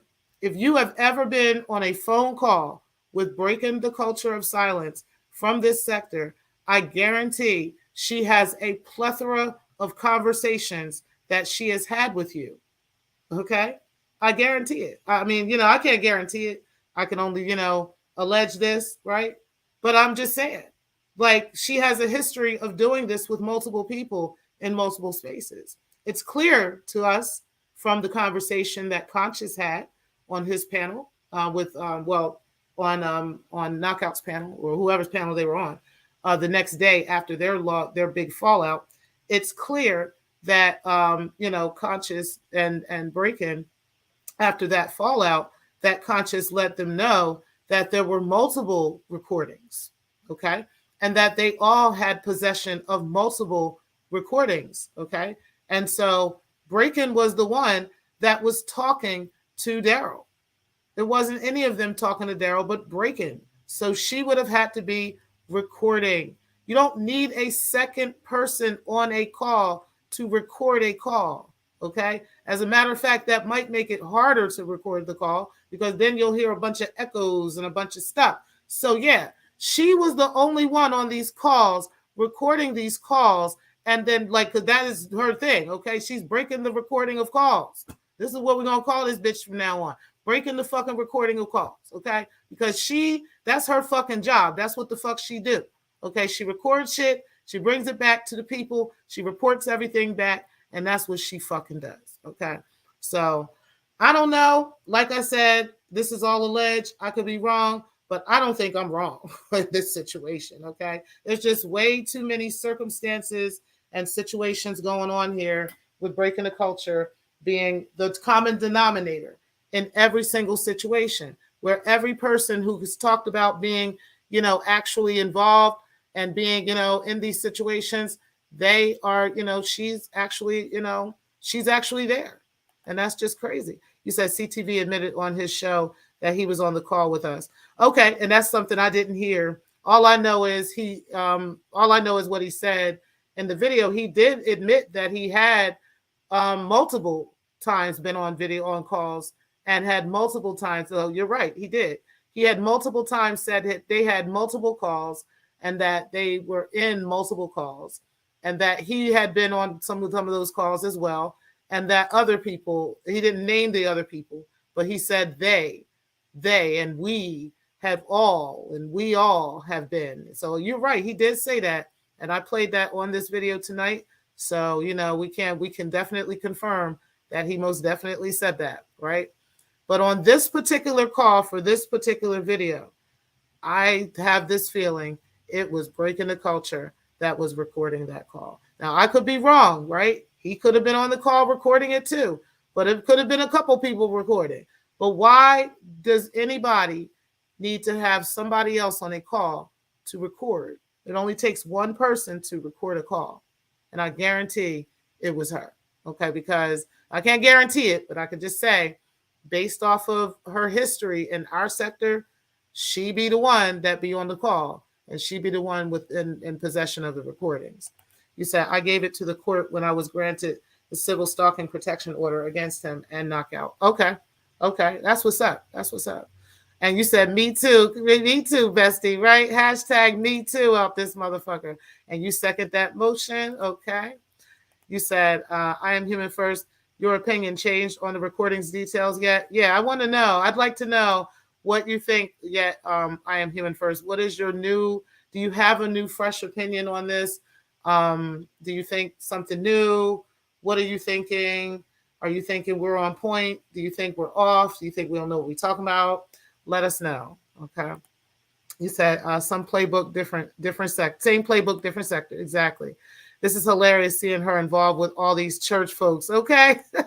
Like she really into church and whatnot. I'm going to go ahead and play a quick timer because I would love for I Am Human First to give us some commentary on what he believes now, whether, what he thinks now. You can tell me in the comment section what you believe now. If your idea of this have changed, if you still think that Larry was on the call, if you think Larry wasn't on the call, what do you think? Okay, so you said at Triggs, if I'm being honest, I'm still a lot confused. Despite Larry Reed claiming he was initially on the call, I still don't think Larry Reed was on the call. I think claiming because he knows he has immunity. Yeah, that was another thing I meant to say. That was a part of the video you did say.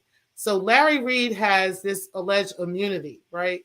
So he can talk about things to some degree. Now, I don't think he can talk now. I think at the time it was like that, but I don't think now he can do this. But at the time, I think he was able to say certain things. And so he was trying to take the fall for breaking the culture, but really it was breaking the culture that made that call, man. It was breaking the culture that recorded that call. But I think Larry was trying to take the fall for her because of some kind of immunity he had, as well as the fact that he was trying to shield breaking the culture from the whole fucking barrage of shit she was about to take because she was out here recording motherfuckers' calls and she got caught doing that fuck shit, okay? Yeah, that's what happened. You said his immunity made him say he was on the call. That way he protects CTV and breaking legally by doing that. Exactly. Yeah. See, I think we've solved the case. I think we know for a fact that now Daryl is saying that CTV was on this particular call. I can't say he was because CTV says he wasn't. CTV says that he was on other calls though. Okay. So we do know that for a fact. We don't know whether he was on this call. We do know that Breakin was on this goddamn call for a fact. Okay. And we also know for a fact that Breaking the Culture has a history of recording people, keeping records on people, attempting to gather information on people, and do all kinds of crazy stuff to lie on people, to make up stuff about people, to make up rumors. She has photographers that go around with her, taking pictures and photos and videos of folks and switching that shit up and changing that up. She has all kinds of shit under her belt that she be doing. And Triggs, I know Bestie about to go live, so let me go ahead and put a link to that in the description box so you guys can go over there. Bear with me just a moment. I appreciate everybody for being in the building. Make sure y'all hit the like button and make sure y'all go over to Triggs because he is about to be live. I think he's going live. Let me verify that. Oh, was it just a video you just put up? Okay. Well, I'll put a link to the video in here anyway. You guys can just go over there and take a look at it because I think we were live while he was doing that. I'll put a link to that. But I thought you were going live. But since you're not going live, I'll just put a link to it in here.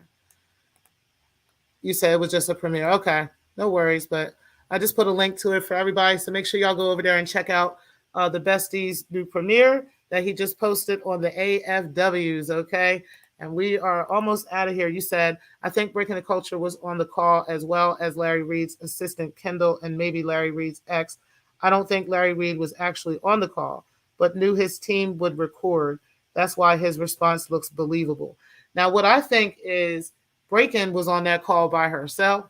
I think that she then turned around and sent the call out to everybody else because as they said in the video, they have a history of kind of breaking the culture, going out and gathering the information and then reporting that information back to the team. So it only takes one person to make a recording, okay? And then that person records, and then they bring that back to the team, and then the whole team is aware of everything from that one recording. It didn't take all these people to be on that call. You know what I'm saying? Like, for what reason?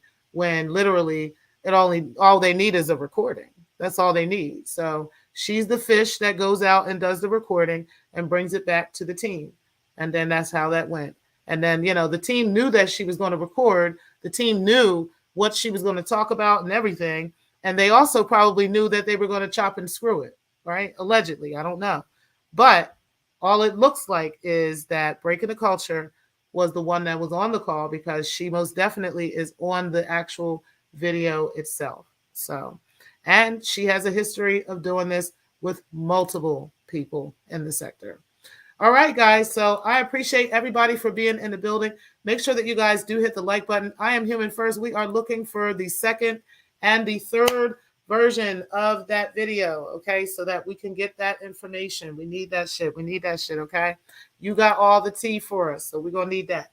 All right, guys. So I appreciate everybody for being here. Make sure that you guys do hit the like button on the way out. And, guys, I will talk to y'all later. My, guys.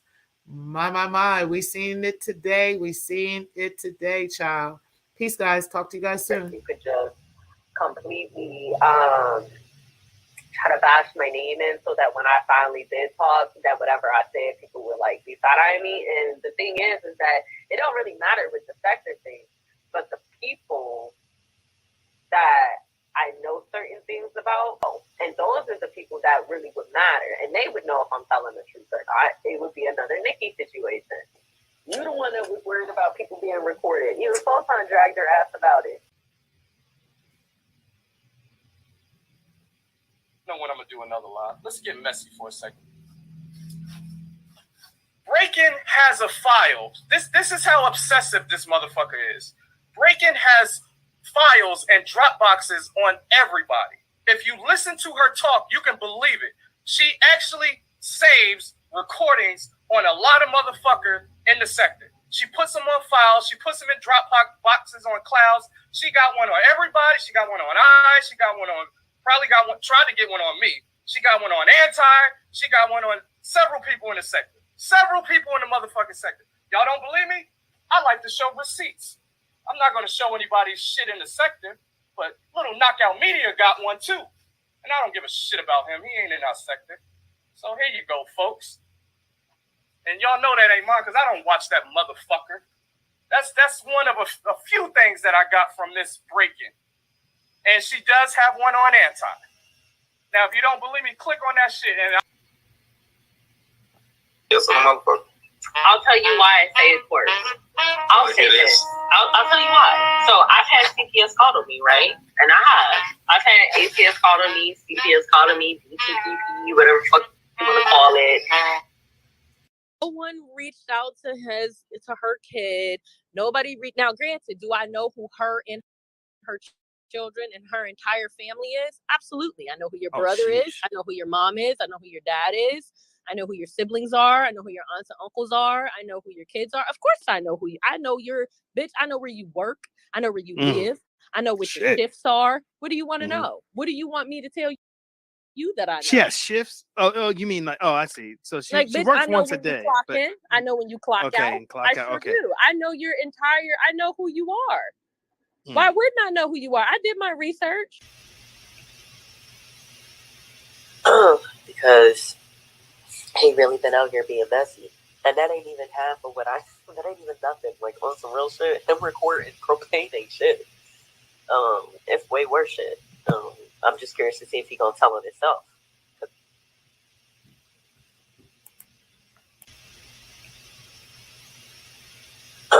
Because he really been out here being messy. And that ain't even half of what that ain't even nothing. Like, on some real shit, him recording propane ain't shit. It's way worse shit. I'm just curious to see if he gonna tell it himself. Because he really been out here being messy. And that ain't even half of what that ain't even nothing. Like, on some real shit, him recording propane ain't shit.